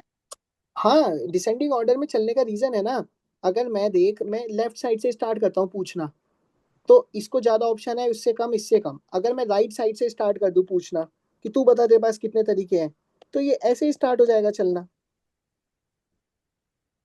Okay sir. बात चूज तो कोई करने फर्क की नहीं पड़ेगी ना, संभावना घटती है। मतलब सर तो एक ही बात है। चूज करने की संभावना घटती जाती है इसलिए। क्या, थोड़ा तेज बोलो क्या? सर जो चॉइस रहती है वो घटती चली जाती है ना। हाँ, हमें पता है, हमें पता है। चलो आगे चले हम। हो गया सर। अब आओ यहाँ पे, आंसर दो मुझे इसका। इन how many ways can a quiz team of 2 be selected from 5 people? Give me answer of this. क्या होगा? 2 पीपल सेलेक्ट करने हैं 5 में से। मैं पीपल के पास जाऊंगा या चेयर्स के पास, मतलब पीपल के पास जाऊंगा या स्पॉट्स के पास जाऊंगा? स्पोर्ट्स के पास। तो वेरी गुड। 4। तो आंसर क्या होना चाहिए? 20। 5 into 4। 5 into 4 20। अब ये है गलत आंसर। अब ये क्यों गलत आंसर है ये समझो। अब ये जो मैडम कह रही थी ना, एनसीआर, ये यहाँ पे एनसीआर का इंट्रोडक्शन हो गया। अब हम एनसीआर को अभी साइड में रखेंगे, हमें कोई फर्क नहीं पड़ता एनसीआर एनपीआर से। अभी हम बेस समझेंगे। मेरे को एक बात बताओ, जब मैं तुमसे सीट फिल करने के लिए बोल रहा था, सीट फिल करने के लिए बोल रहा था कि 4 पीपल हैं और 4 चेयर पे बैठेंगे अलग अलग, ठीक है? तो ये चेयर 1 थी, ये चेयर 2 थी, ये चेयर 3 थी, ये चेयर 4 थी। तो अगर ऐसे है, राम मोहन श्याम और पांडे, ये 3 नाम है, राम 4 नाम है, राम मोहन श्याम पांडे। अगर राम मोहन श्याम पांडे ऐसे बैठे हैं, या फिर पांडे मोहन श्याम राम ऐसे बैठे हैं, ये दोनों अलग अलग चॉइसेस हैं या नहीं है, अलग अलग ऑप्शंस हैं या नहीं है? हम्म। अलग अलग है ना? यस। बस। ठीक है, अगर मैं ऐसे बैठा हूँ मोहन श्याम राम पांडे, ये भी अलग है ना ऊपर वाले से? Yes sir. है ना? बिल्कुल अलग है। सर अलग इसलिए है क्योंकि चेयर डिफरेंट है, चेयर पे चेयर के नाम लिए। लिखा हुआ है। चेयर डिफरेंट है सर, मतलब डिफरेंट चेयर पे डिफरेंट पीपल बैठेंगे तो अलग कॉम्बिनेशन बन रहे हैं। बट अब ये क्वेश्चन पढ़ो, क्वेश्चन क्या बोल रहा है? मुझे 5 में से 2 बंदों को पार्टी में लेके जाना है, तो उन दोनों की पोजीशन से सॉरी सॉरी उन दोनों की पोजीशन से फर्क पड़ेगा क्या? क्या फिर क्या उसने ऐसा बोल रखा है कि ये पोजीशन 1 है और ये पोजीशन 2 है, और 2 पर्सन अगर मैं लेके जाऊंगा तो यहाँ पे राम ही होना चाहिए और यहाँ पे श्याम ही होना चाहिए? ऐसा भी तो हो सकता है कि श्याम यहाँ पे और राम यहाँ पे हो। इससे फर्क पड़ रहा है क्या पोजीशन से? नहीं। There is no effect of position slash order slash ranking in this case. That's why it is called combination, not permutation.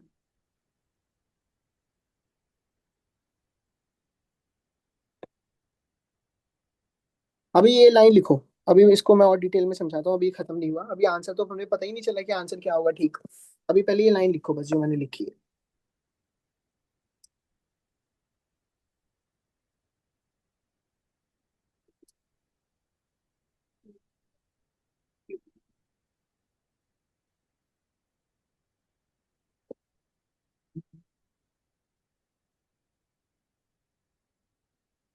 हाँ जी, लिख लिया? यस। लिख यस लिया। तो सर लिख लिया। आंसर क्या होगा? आंसर होगा बेटा, ये जो मेरा निकल के आता है ना, जो मैंने अभी तक सीखा है सिलेक्शन वाला तरीका, 5 into 4 इंटू मेरा ये 20 जो आंसर आया, सर इसमें जितने स्पॉट्स हैं, जितने ऑप्शंस थे कि 2 ऑप्शंस थे, उस फैक्टोरियल से डिवाइड करा देते हैं बस। तो 20/2 × 1 इज इक्वल्स टू 10 है मेरा आंसर। क्या करते हैं सर, एज इट इज जो मैंने सीखा है, मैं 1 घंटे से जो सीखा है वो ही करूंगा, बस एंड में आके नीचे जितने ऑप्शंस हैं, जैसे 2 सीट फिल होनी थी यहाँ पे, तो उसके फैक्टोरियल से डिवाइड करा दूंगा मैं, और कुछ नहीं करूंगा, बस इतना ही करूंगा। तो मेरा आंसर कितना हुआ, 10। ये 10 क्यों हुआ मेरा आंसर, देखो बेटा 20 तरीके थे, मैं 5 में से 2 बंदों को सिलेक्ट करने के 20 तरीके आए थे, बट सर उस 20 तरीके में सिलेक्शन इंपॉर्टेंट था, रैंकिंग इंपॉर्टेंट थी। मैं जो परमुटेशन में पढ़ता हूँ उसमें रैंकिंग का बहुत फर्क होता है, कि अगर कोई राइट साइड में बैठा है तो वो राइट में ही बैठेगा और उसके बाजू वाला लेफ्ट में ही बैठेगा। बट जब मैं 2 लोगों को पार्टी में लेके जा रहा हूँ, तो कौन राइट है कौन लेफ्ट है उससे फर्क नहीं पड़ता, मुझे तो बस 2 लोग चाहिए, कोई से भी 2 लोग हो। तो इसलिए आधे केसेस डिवाइड हो जाते हैं, इसलिए उस फैक्टोरियल से डिवाइड होती है। अब यही चीज एनसीआर बोलते हैं। एनसीआर का फॉर्मूला क्या होता है, n factorial upon r factorial into n minus r factorial. अब ध्यान से देखो, एन कितना है सर, 5 फैक्टोरियल, 5 फैक्टोरियल, और सर आर कितना है, 2 फैक्टोरियल, एन माइनस आर कितना है, 3 फैक्टोरियल। अगर मैं इसे खोलूंगा तो क्या हुआ सर, 5 × 4 × 3 × 2 × 1 अपॉन 2 × 1 इंटू 3 × 2 × 1। 2 × 1 से 2 × 1 कटा, 3 से 3 कटा, 2 से 2 कटा, 2 से 4 कटा तो 2, कितना आया सर, 10 आंसर आया मेरा, 10। और यहाँ पे भी सर क्या आ रहा है, 10 ही आ रहा है। अच्छा सर ये तो आपने फॉर्मूला लिख दिया, अब मैं एनपीआर से एनसीआर को कैसे कनेक्ट कर सकता हूँ, क्योंकि मैंने अभी एनपीआर निकालना सीखा है ऊपर ऊपर, मतलब ये जो मैंने निकालना सीखा है ये एनपीआर है जो मैं अभी तक सीख के आया हूँ। कुछ नहीं होता बेटा, देख एनपीआर से मेरा आंसर आया है 20, ठीक है, मैं बोल रहा हूँ इसमें बस 2 फैक्टोरियल से डिवाइड करा दे, तो यही होता है एनपीआर को। अगर तुम आर फैक्टोरियल से डिवाइड करा दो तो ये एनसीआर बन जाता है, और कुछ भी नहीं है।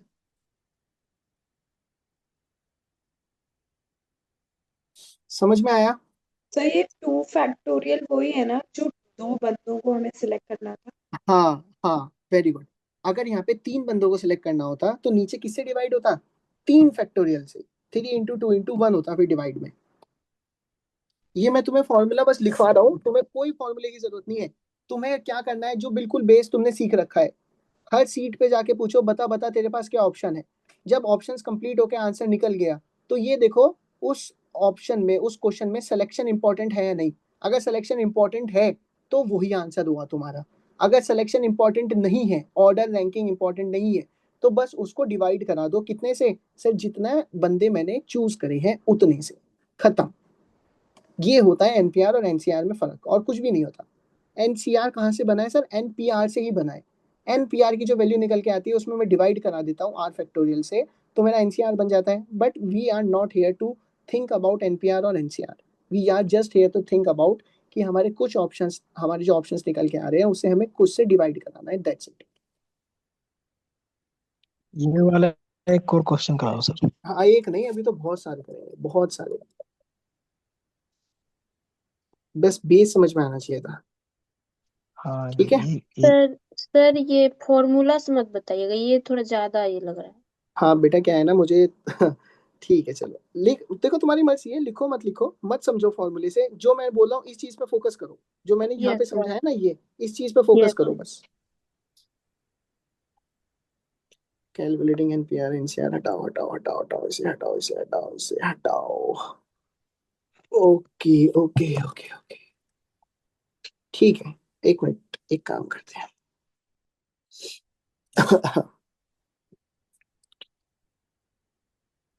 यहाँ पे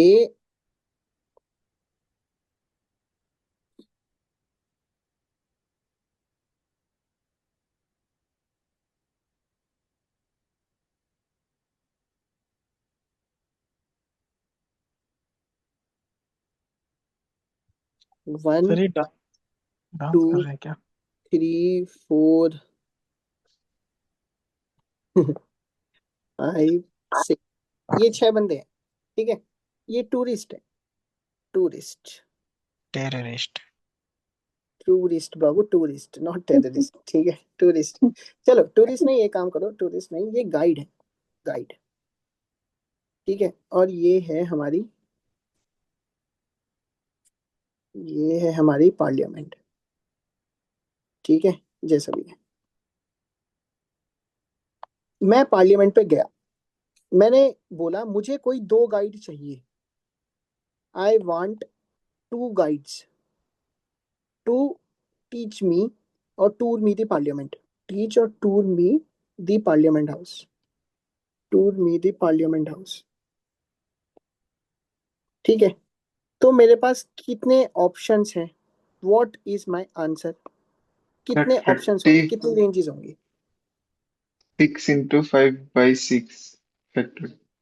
सर पहले तो आपको 2 बंदे चाहिए, तो 2 ऑप्शंस आपने हम्म, ओपन करे।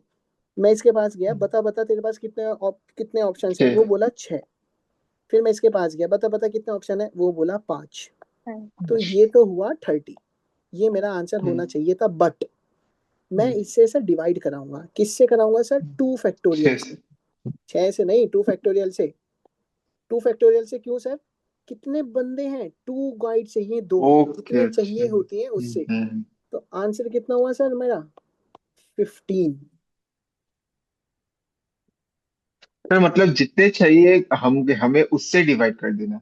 हाँ, ये कभी ओके ओके फर्क, सर। ये कभी फर्क नहीं पड़ेगा कि गाइड ओके जो सर। है वो टेढ़ा, मतलब पहला वाला गाइड पहले पोजीशन पे या दूसरा वाला गाइड दूसरे पोजीशन पे, इससे फर्क नहीं पड़ता, ओके ओके सर। ठीक है। ठीक है सर। अब मैं यहाँ पे एक और कंडीशन लिख रहा हूँ, देखना, second condition, now I need to choose, I need to choose 3 guides, one for painting, one for culture और वन फॉर हिस्ट्री। अब आंसर क्या होगा बताओ, अब मुझे आंसर बताओ कितना होगा, सोचो, सोच के देना।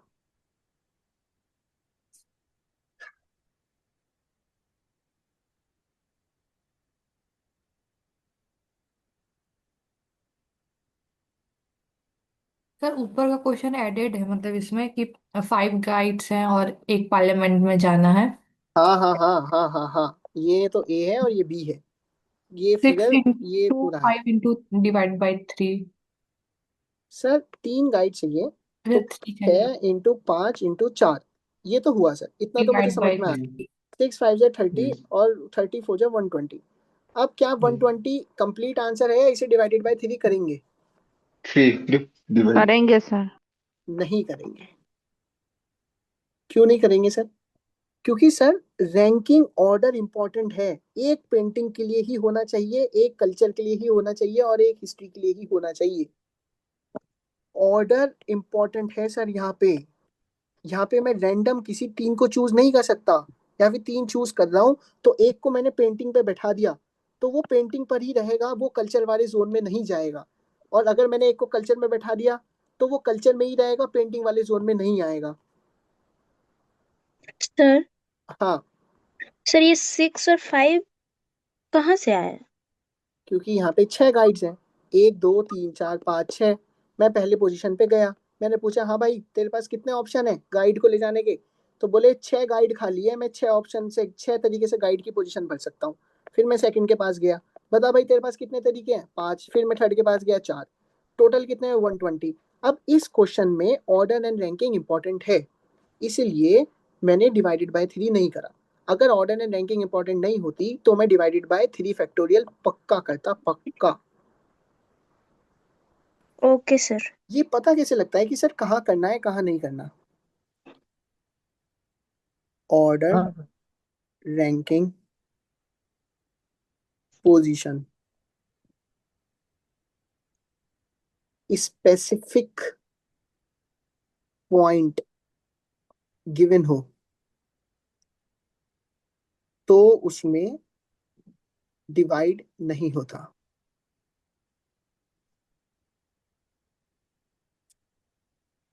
ऑर्डर, रैंकिंग, पोजीशन से फर्क नहीं पड़ता हो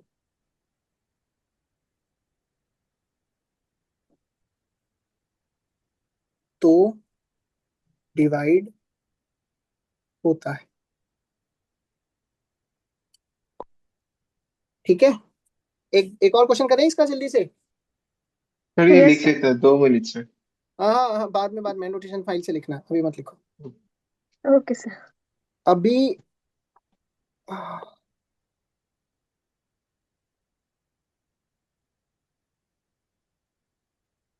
सर ये चित्र हमें भी बनाने पड़ेंगे वहां पे? बनाना, सब बनाना, तुम्हारे पास तो टाइम होगा तो सब बनाना। ठीक है sir.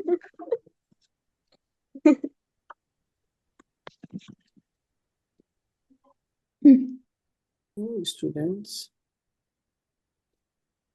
Top in the exam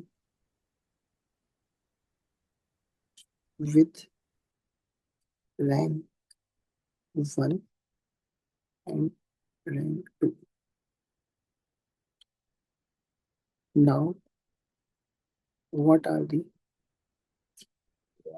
options?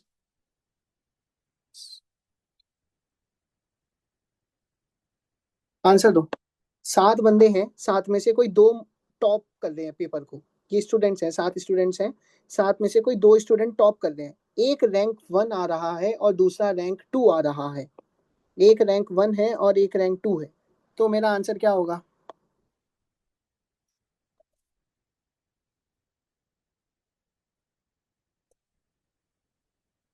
7 into 6.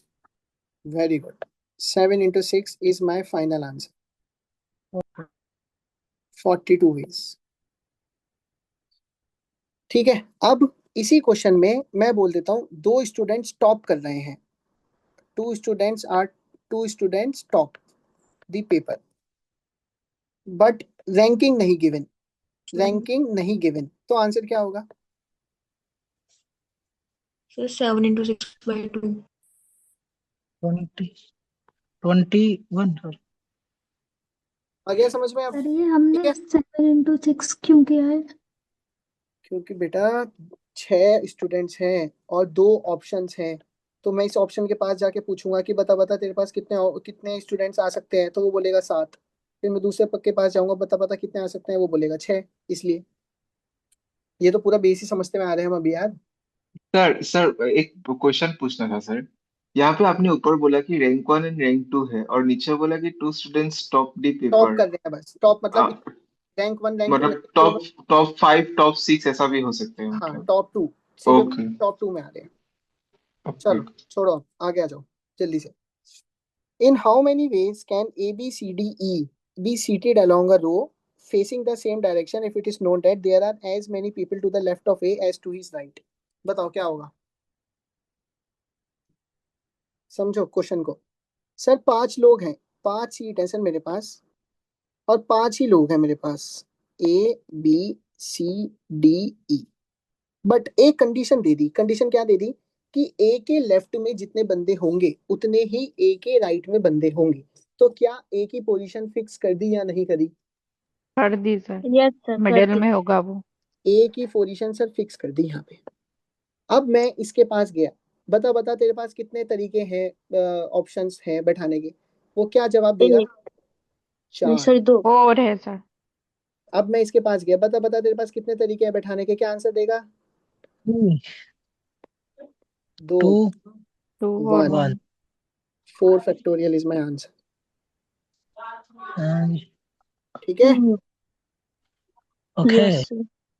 अब यहाँ पे आओ। A and B are sitting together, ये तुम्हारा सबसे कॉमन पूछे जाने वाली चीज है। कॉमन, ये कैसे करते हैं, इसका एसओपी बिल्कुल रट लेना। कैसे होता है सर, देखो। A and B are sitting together, sir 5 person हैं, A B C D E. ए और बी को एक साथ बैठा दो। ए और बी को मैंने एक साथ बैठा दिया अभी। ये दोनों को एक यूनिट बना दो, यूनिट। एक यूनिट बना दी सर। अब बचे कितने हैं सर? C D E. ये सब अपने आप में एक एक यूनिट है, बट ए और बी एक यूनिट बन गई। अब सर ऐसा एज्यूम करो, एज्यूम करो, एज्यूम करो कि सर ये 4 लोग ही हैं, 5 नहीं है, 4 लोग हैं और 4 स्पेसेस फिल करने हैं। 4 लोग हैं और 4 स्पेसेस फिल करने हैं, तो कितना होगा sir? 4 factorial, 4 into 3 into 2 into 1। अब सर ये जो ए बी है ये आपस में भी घूम सकते हैं अंदर, तो इसलिए 2 फैक्टोरियल इसका आंसर हुआ 4 into 3 into 2 into 1 into 2 into 1। ये हुआ मेरा आंसर। क्या हुआ समझो एक बार। सर जब भी किसी भी बंदों को मुझे साथ बैठाने के लिए बोला जाता है तो मैं उन्हें साथ बैठा देता हूँ और उनको एक यूनिट कंसिडर कर लेता हूँ, एक यूनिट। तो अब ये कायदे में 5 बंदे थे, बट अब 5 नहीं रहे, अब सिर्फ 4 रहे सर। तो 4 लोगों को 4 तरीके से बैठाना है, 4 लोगों को 4 तरीके से बैठाना है, तो सर 4 फैक्टोरियल तो उसका आंसर हुआ। और सर ये ए और बी अपने आस अपना मतलब अपने अंदर भी मूवमेंट करेंगे, कभी ए के लेफ्ट में बी होगा और कभी बी के लेफ्ट में ए होगा, तो उसके लिए 2 ऑप्शंस, तो 2 फैक्टोरियल। तो मेरा आंसर हुआ 4 इंटू 2 इंटू 1 इंटू 2 इंटू 1। ये अच्छा जी, रट लेना, बिल्कुल इसी तरीके से करते हैं सिटिंग टुगेदर वाला, ज्यादा दिमाग मत लगाना इसमें अभी। ठीक है जी। हिलने डुलने का भी 2 मल्टीप्लाई कर देना। हाँ, हिलने डुलने के लिए भी 2 करना पड़ेगा। ओके। ठीक है, ओके सर। चलो यहाँ पे आओ, थर्ड वाले पे। A and E R eight extreme ends, इसका क्या होगा? अपोजिट ए एक एंड दूसरे के। A and E R eight extreme ends मतलब सर 5 पोजीशन है, ठीक है? 5 पोजीशन है सर। ए और ई, ए और ई यहाँ पे हो सकता है और ए और ई यहाँ पे हो सकता है। एक्सट्रीम एंड बोला है, ये तो बोला नहीं कि सर ए लेफ्ट साइड में और ई राइट साइड में, अभी ये डिसाइफर नहीं करा। अब सर बीच में 3 जगह हैं और 3 ही बंदे अवेलेबल है, बी सी डी अवेलेबल है और 3 ही जगह हैं। तो ये कितना हुआ? 3 फैक्टोरियल, तो बीच का आंसर हो गया सर 3 इंटू 2 इंटू 1। और सर 2 फैक्टोरियल और मल्टीप्लाई करना पड़ेगा क्योंकि कभी ए यहाँ पे होगा और कभी ए यहाँ पे होगा। तो आंसर कितना हुआ? 3 into 2 into 1 into 2 into 1। 3 two जा 6 टू जा 12 प्लीज। समझ में नहीं आ रहा तो पूछ लेना भाई। सर ये ठीक है सर, फोर समझ। नहीं आ रहा है। क्या? सर आपने जो ये इससे पहले वाले क्वेश्चन में 4 फैक्टोरियल इंटू 2 फैक्टोरियल किया ना, हाँ मेरे को इसमें डाउट हो रहा है। देख, डाउट कुछ नहीं होना, इतना समझो बस। ये मतलब एक तरीके से ना क्रैम्प होता है ये वाला, क्रैम्प कर लो। ये सर जितने लोगों को एक साथ बैठाना है उनको एक यूनिट बना दो, उनको एक यूनिट बना दो। उनको यूनिट बनाने के बाद सर कितने बचे? पहले 5 थे, बट अब 1 2 3 4 बचे, उतना ही फैक्टोरियल लिख दो। और जितने ये बंदे हैं उतना एक और फैक्टोरियल लिख दो, that's it, simple sober. Okay हाँ, ये एक्सट्रीम एंड वाला वापस बताऊं क्या? Yes sir. देख बेटा, एक्सट्रीम एंड मतलब सर ये 5 प्लेसेस थी, 5 में से ये भी फिक्स है और ये भी फिक्स है, मतलब यहाँ पे 2 ही ऑप्शन है और यहाँ पे भी सर 2 ही ऑप्शन है, ठीक है? यहाँ पे 2 ऑप्शन है और यहाँ पे 2 क्या, यहाँ पे देख बेटा, इन दोनों के लिए यहाँ पे अगर 2 ऑप्शन है तो यहाँ पे एक ऑप्शन अवेलेबल है। अगर ऐसे तो कंफ्यूज हो जाओगे। अभी एक्सट्रीम एंड है, छोड़ दो उन्हें, ये बोला है A and E R at the extreme and, ठीक है? ए और ई एक्सट्रीम एंड है, अभी इनको छोड़ दो। इसके अलावा क्या बचा? बी सी डी बचा। सर इस पोजीशन में, इस पोजीशन में, इस पोजीशन में 3 पोजीशन है और 3 पोजीशन में 3 ही बंदे बैठ सकते हैं, बी सी डी। तो मैं इसके पास गया, मैंने पूछा बता बता कितने ऑप्शन हैं तेरे पास? इसने बोला 3, फिर इसने बोला 2, इसने बोला 1, 6 ऑप्शन है। बट ए यहाँ पे भी हो सकता है और ए यहाँ पे भी हो सकता है, ए और ई। तो इसके लिए कितने ऑप्शंस अवेलेबल हैं अभी? 2 इंटू 2। अब जब यहाँ पे एक ऑप्शन बैठ गया तो यहाँ पे दूसरा बैठेगा, तो इंटू 1, तो इसलिए हुआ 12 page.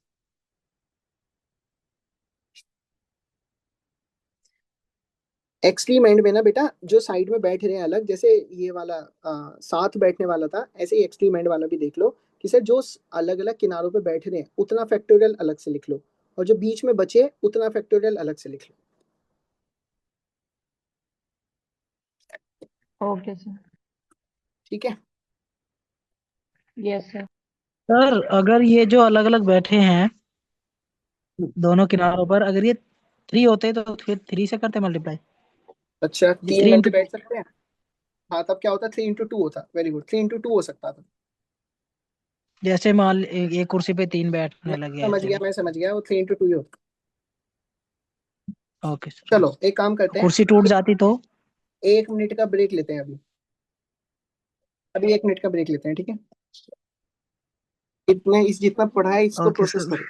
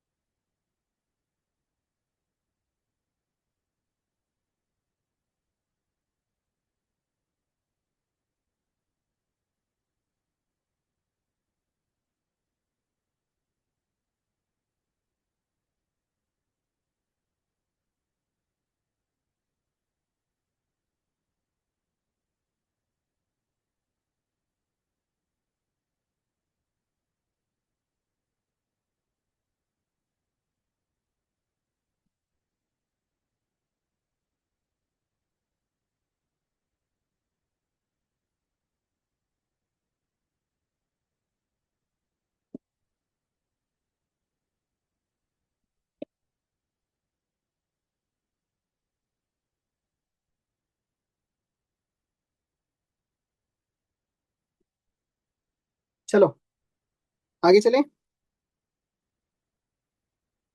Yes sir.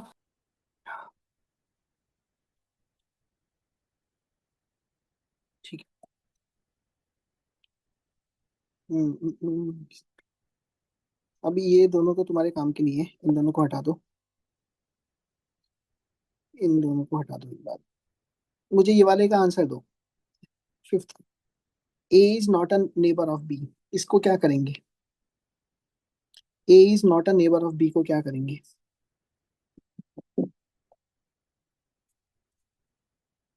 A is not a neighbour of B. Sir कुछ नहीं करेंगे, टोटल लेंगे और टोटल में से ए एंड बी जो साथ, ए एंड बी को साथ में बैठा के माइनस कर देंगे। टोटल लेंगे और ए एंड बी को साथ में बैठा के माइनस कर देंगे। ए एंड बी को अगर हम साथ में बैठा देते तो आंसर कितना आ रहा था? 48। टोटल आंसर कितना है सर? 5 फैक्टोरियल। तो 5 फैक्टोरियल मतलब 120 माइनस 48, ये आ जाएगा मेरा आंसर। ठीक है। पर दिखाना नहीं।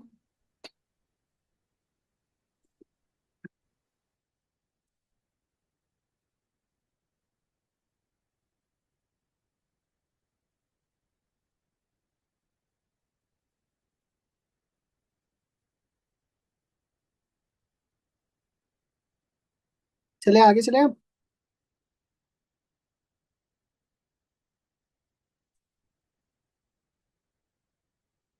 Yes sir.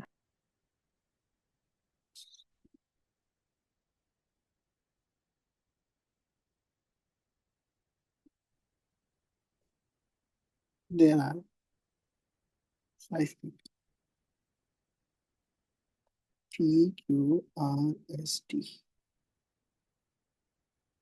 P Q R wants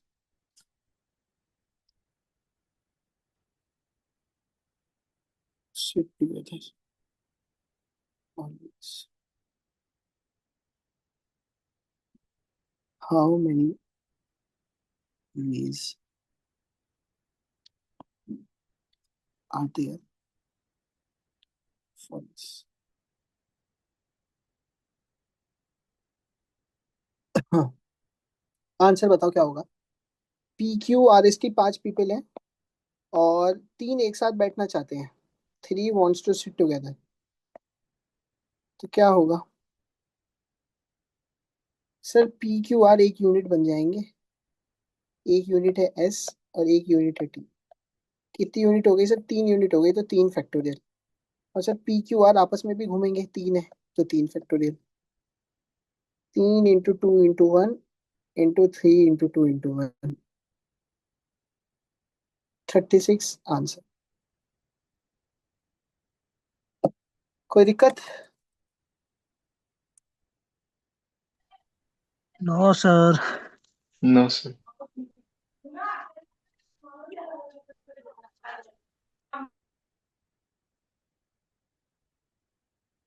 हाँ, यहाँ पे तुम्हारा एनपीआर और एनसीआर पूरा पूरा खत्म हो गया, जो भी तुम पढ़ते थे। तुम्हें अब एनपीआर एनसीआर का कोई जिक्र करने की जरूरत ही नहीं है कभी भी। यू हैव डन दिस कि सर एनपीआर और एनसीआर क्या होता है, हो गया पूरा खत्म। ठीक है, मतलब 10th क्लास की अगर परमुटेशन कॉम्बिनेशन देखे, 10th क्लास की पीएनसी देखे, तो बस वो इतनी है जितनी तुमने अभी तक पढ़ी है। बस क्या है, कोई बेसिक फंडामेंटल से नहीं सिखाता, इसलिए दिक्कत हो जाती है सीखने में। ठीक है। सर आज यस से पहले ये टॉपिक कभी समझ में ही नहीं आया, आज पहली बार समझ में आया because of you. Thank you. ऐसे अच्छे अच्छे रिव्यूज देते रहा करो, लिख के देते रहा करो। ठीक है। यस नहीं यस सर, सर, दैट्स ये राइट सर, क्योंकि मैंने पहले ये ये सब पहली जो बार ये पढ़ा सर जी, मैंने ये पहली बार पढ़ा एंड पहली बार में मुझे समझ में आया। हम्म यस सर, कुछ तो जादू है तुम्हारे पढ़ाने में। सही बात है, सही बात है। वो जो मेरा टेलीग्राम ग्रुप है ना, फिर उसको रिकमेंड करा करो और बच्चों को। Yes sir. Okay sir sir. मैंने एक ग्रुप में डाला था, उधर से उन्होंने मुझे किक कर दिया ग्रुप में से ही। चलो कोई नहीं, किक विक मत हो अभी कहीं। सबका भला होना चाहिए, हमारा हो रहा है तो। सर वो की किस लिए कर देते हैं कि हाँ दूसरी चीजों का प्रमोशन प्रमोशन नहीं कर सकते तुम। ठीक है कोई नहीं। जो मैं आंसर दे रहा हूँ उसे देखना। क्वेश्चन लिख रहा हूँ, इसका आंसर सर देना। और एक बैग एंड बॉल्स का भी क्वेश्चन आता है ना, या फिर कार्ड हाँ के। हाँ, होगा होगा होगा, वो कल होगा। वो पीएनसी प्रोबेबिलिटी के साथ मिला के होगा, बैक एंड बॉल्स का। चलो इस क्वेश्चन को सॉल्व जा- करो जी। In how many ways can 5 people be seated on 4 different chairs?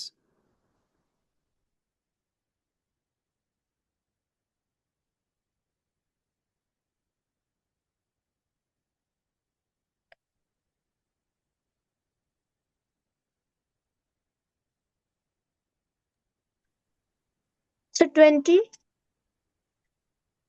अरे नहीं यार, ऐसा ऐसा जुल्म मत करो। 48 आएगा क्या सर? क्या होगा, सोचो सोचो कुछ सोचो। सर 120 होगा क्या? 120 is the right answer. Okay, thank you. Sir 4 chairs हैं। अब मैं चेयर के पास जाऊंगा, बता भाई पहली चेयर कितने पर्सन को बैठा सकती हो 5। तुम? 5 को सर। 5। सेकंड वाली 4। Yes 4, sir 120। 3, 2। 2। 120 is math. Yes. ठीक है, चलो एक और क्वेश्चन लिखते हैं अभी। और उसके बाद ये तो मैं अल्फाबेट तो समझाएंगी।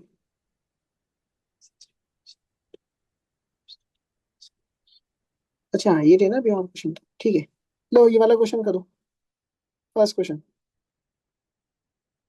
In how many ways can 6 people be arranged in a row when two of them are adamant about standing at either extreme position?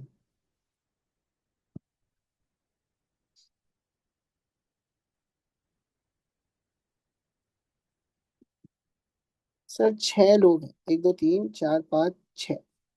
6 लोग हैं सर। 6 में से वो बोल रहे हैं कि दो बिल्कुल लड़ाई कर ली कि हम दो किनारे पर ही बैठेंगे, तो दो तो चले गए। अब ये बचे, तो 6 में से 4 बचे। तो इसके पास जाऊंगा तो 4 तरीके, 3 तरीके, 2 तरीके, 1 तरीका। अब ये जो दो थे ये भी आपस में अपनी पोजीशन चेंज कर सकते हैं, क्योंकि एक्सट्रीम पोजीशन दे रखा है।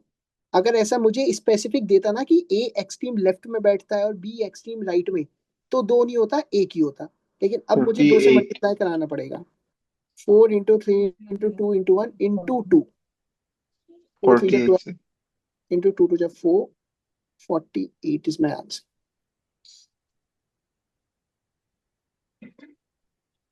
ये बताओ, चलो नेक्स्ट वाला ट्राई करो।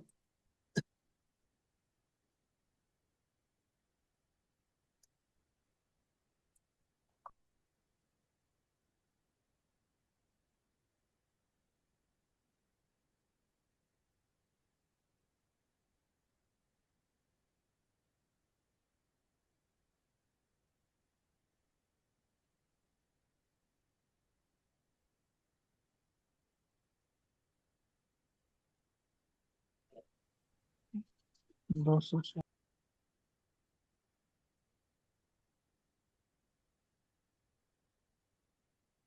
क्या होगा भाई? सर 6 लोग हैं, दो तो सर बिल्कुल है कि मैं इन किनारे पे बैठूंगा, एक 2 फैक्टोरियल ये हुआ सर। फिर दो ये बोल रहे हैं मैं इन दोनों पर ही बैठूंगा, तो 2 ये हुआ सर। और फिर दो ये बोल रहे हैं कि मैं इन दोनों पर ही बैठूंगा, तो 2 ये हुआ सर। 8 आंसर। यही था एट, यस। Answer sir. 8 है क्या आंसर सर? हाँ 8। ओके ओके, ठीक है, मिल गया सर। चलो ये वाला तो तुम कर ही लोगे। चलो ये वाले का आंसर दो first. In how many ways can 4 boys and 4 girls be seated in a room? अभी ध्यान से देखना, इस वाले क्वेश्चन में क्लैप हो सकता है ऊपर वाले में जो तुम पढ़ रहे हो। इन how many ways can 4 boys and 4 girls be seated in a room? Boys और गर्ल्स का सर अलग अलग सेपरेशन कुछ दिया ही नहीं है, तो मेरे लिए टोटल 8 बंदे हैं। और 8 बंदों को 8 सीट पे कैसे अरेंज करते हैं? 8 फैक्टोरियल। 8 × 7 × 6 × 5 × 4 × 3 × 2 × 1। वो लड़का हो या लड़की, उस चीज से अभी कोई फर्क नहीं है, क्योंकि एक्स्ट्रा इंफॉर्मेशन नहीं दी हुई है कुछ भी। समझे? Yes sir. Yes sir. ठीक है, अब नेक्स्ट वाला पढ़ो।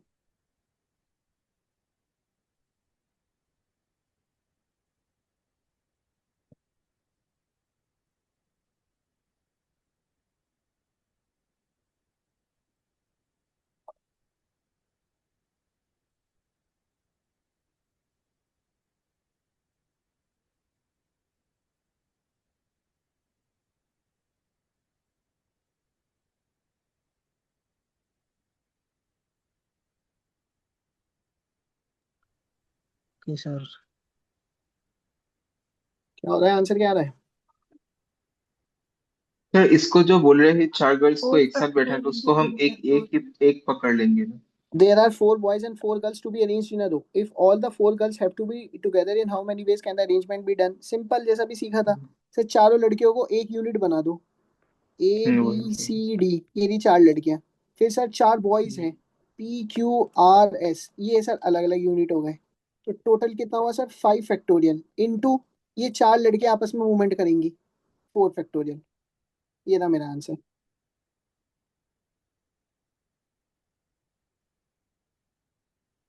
ओके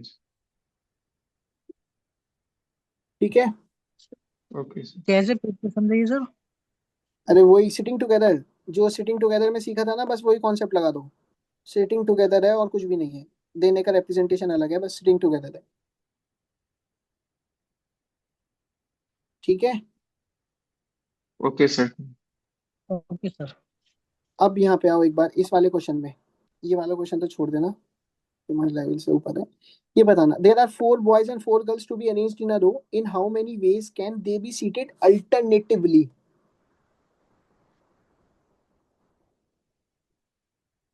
1 2 3 4 5 6 7 8। 1 2 3 4 5 6 7 8। अल्टरनेटिवली मतलब सर, यहाँ पे बॉय, यहाँ पे बॉय, बॉय यहाँ गर्ल। पे बॉय, यहाँ पे बॉय। तो फिर यहाँ पे गर्ल, यहाँ पे गर्ल, यहाँ पे गर्ल, यहाँ पे गर्ल। कितने तरीके हुए सर? 4 फैक्टोरियल × 4 फैक्टोरियल हुआ ना। 4 लड़के हैं और 4 ही पोजीशन है, तो 4 फैक्टोरियल। चार यस ही सर। लड़की है और 4 ही पोजीशन है, तो 4 फैक्टोरियल। ठीक है, लेकिन क्या ये कंप्लीट आंसर है या अभी इसमें कुछ और होगा? सोचो क्या हो सकता है और। Sir 2 factorial into 2 factorial. Divide by 2 factorial. Into 2 factorial, बस। और क्यों सर? क्योंकि किसने बोला कि बॉयज ही स्टार्टिंग करेंगे? ऐसा भी तो हो सकता है, G B, G B, G B और जी बी, गर्ल्स स्टार्ट करें। ये भी हो सकता है। तो दो केसेस होते हैं, तो इसलिए 2 फैक्टोरियल। और बैठाने के कितने तरीके हैं? 4 × 4। तो 4 × 4 factorial into 4 factorial into 2 factorial इसमें आंसर।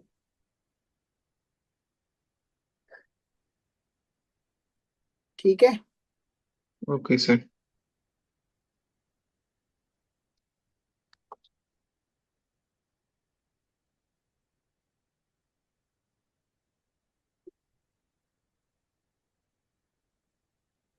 चलो आगे चले। सर एडिशनल बैंकिंग आ गई, चलो ये वाला भी कर लेते हैं। चलो ये चीज समझो, ये वाला क्वेश्चन थोड़ा अच्छे से समझना।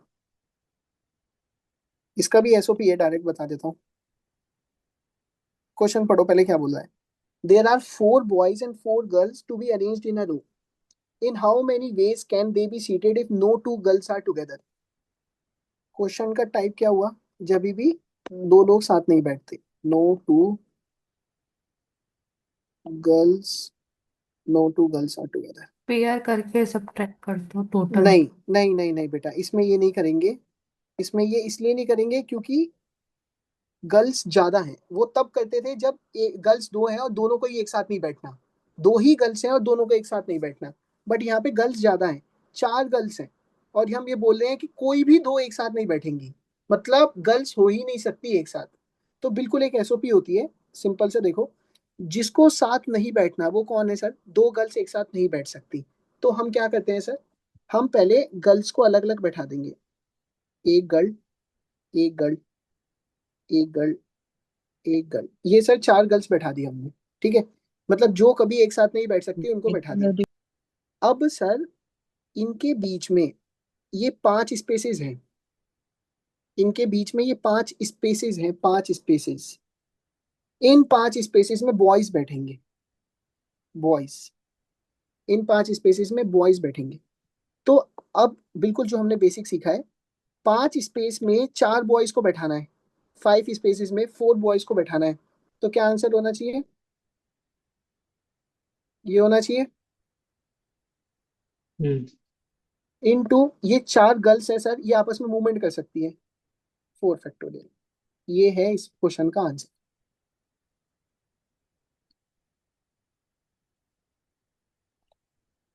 और लिखने का रिप्रेजेंटेशन 5p4 इंटू 4 फैक्टोरियल, ऐसा भी हो सकता है। क्या हुआ सर? जिनको साथ में नहीं बैठना ना उनको पहले अलग अलग बैठा लो। तो चारों लड़कियों को मैंने अलग अलग बैठा लिया। चारों लड़कियों को अलग बैठाने के बाद सर ये हम दोनों एक्सट्रीम से स्टार्ट करते हैं कि ये 5 पोजीशन क्रिएट हुई जहां लड़के बैठ सकते हैं। 5 पोजीशन क्रिएट हुई है सर जहां बॉयज बैठ सकते हैं। तो 4 बॉयज हैं और पोजीशन है 5। बॉयज 4 हैं बट पोजीशन कितनी है सर? पोजीशन है 5। तो 5 पोजीशन में 4 बॉयज कैसे बैठते हैं सर? 5 × 4 × 3 × 2। ठीक है सर, बैठ गए। अब जो 4 लड़कियां हैं वो भी तो अपने आप में मूवमेंट कर सकती हैं। ये रहा 4 फैक्टोरियल उसका। देखो जो भी सर बंदा, हाँ बोलो। यहाँ पे हम लोग किसके पास जाएंगे सर, मतलब एक और किस? नहीं इस पे जाने, बॉयज। इसमें अगर तू जाने वाले तरीके से देखेगा तो मैं तुमसे हाँ बस सर। बता रहा हूँ कि इस एसओपी को याद करना कि जो उनको साथ नहीं बैठाना, नो 2 गर्ल्स आर टुगेदर, हाँ उनको पहले फिक्स हाँ। कर दो। जिनको ओके साथ सर। नहीं बैठाना उनको पहले फिक्स कर दो। हम्म। जिनको साथ नहीं बैठाना उनकी पोजीशन फिक्स कर दो।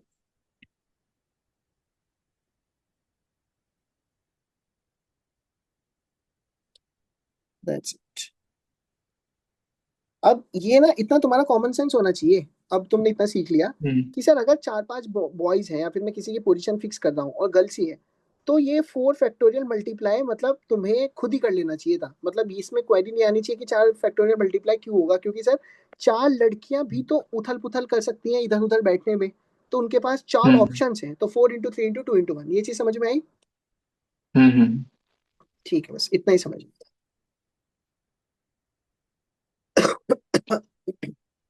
सर मतलब यहाँ पे जो लोग एक साथ नहीं बैठ रहे उसको हम एक यूनिट पकड़ेंगे। यूनिट वूनिट नहीं पकड़ना। देख बेटा, एक तो साथ बैठने वाला यूनिट अलग कॉन्सेप्ट हुआ। कॉन्सेप्ट्स को मिक्स मत कर। हाँ। जिसमें साथ बैठ रहे ओके। हैं उसमें हम एसओपी लेके चल रहे हैं यूनिट वाली। जिसमें हाँ। दो लड़कियां हैं या दो और कोई भी है साथ नहीं बैठना चाह रहे, उसमें डिफरेंट हाँ एसओपी है। ये जो तुमने पढ़ी, हाँ इस एसओपी का नाम दे ओके दो कि जो लोग साथ में नहीं बैठ रहे उनकी पोजीशन मैं पहले फिक्स कर लूंगा। जैसे मैंने गर्ल्स की पोजीशन फिक्स कर ली, गर्ल्स फिक्स की कर लिया हाँ पोजीशन सर फिक्स करते ही मुझे बॉयज की हम्म 5 पोजीशन मिली कि मैं यहाँ पे बॉयज को बैठा सकता हूँ। बस इतना करना है तुम्हें। राइट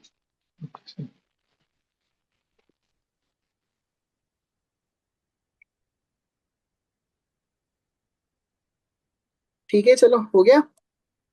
यस सर अभी डिक्शनरी रैंकिंग तो हम कल पढ़ेंगे। डिक्शनरी रैंकिंग का पीवाईक्यू आ रखे हैं 2-3।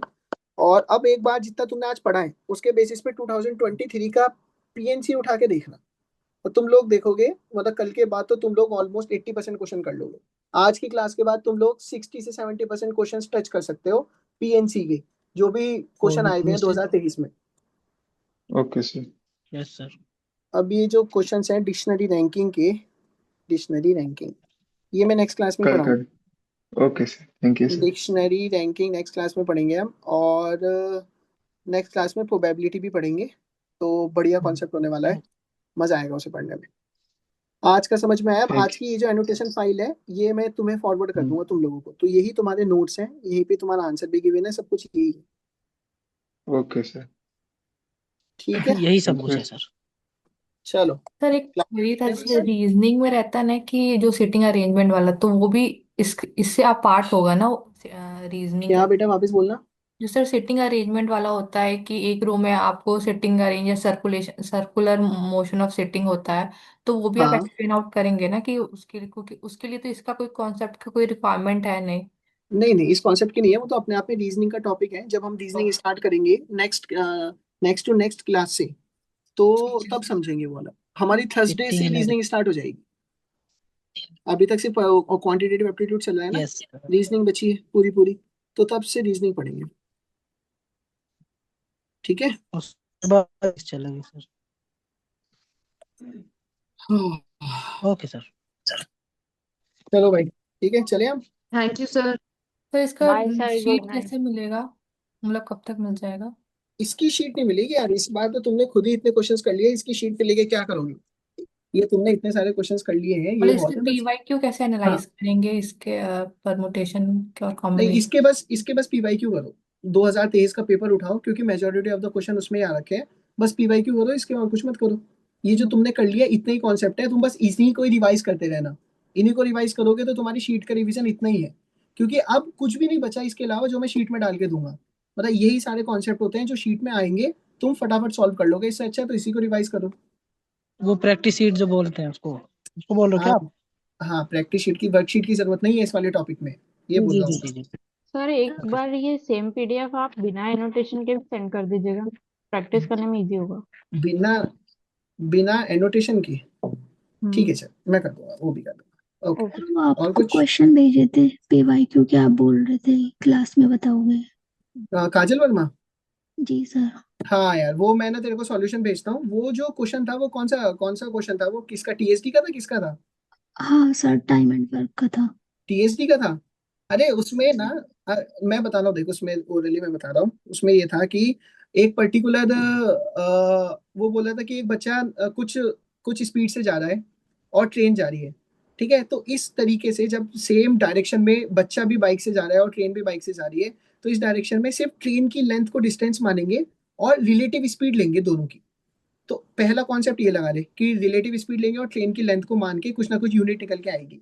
सेकंड कॉन्सेप्ट सेम दे रखा है वापस कि ट्रेन की लेंथ है, ट्रेन की लेंथ तो सेम होने वाली है, और यहाँ पे बच्चा अब दूसरा है और दूसरी स्पीड से जा रहा है रिलेटिव स्पीड से। तो मेरे पास दो इक्वेशन बन के आएंगी ट्रेन की लेंथ को इक्वल रखने के लिए। उससे सॉल्व करके देखना, आंसर आ जाएगा, अदरवाइज मैं पेन पेपर से सॉल्व करके दे दूंगा तुम्हें। सर एक पाइप वाला भी था, वो समझ नहीं आ रहा था, वो वाला भेज देना आप, ये वाला तो आ गया समझ। चल ठीक है, ओके। कहना डाउट सेशन वही है, थैंक यू अभी मेरे को सर। टाइम नहीं मिल रहा, और डाउट का ये है कि 28 तारीख के बाद हम डाउट ही डाउट लेंगे, तो इसलिए मैं थोड़ा सा रुका हुआ हूँ डाउट्स के लिए। ठीक है, थैंक यू सर। चलो take care, bye bye, good night.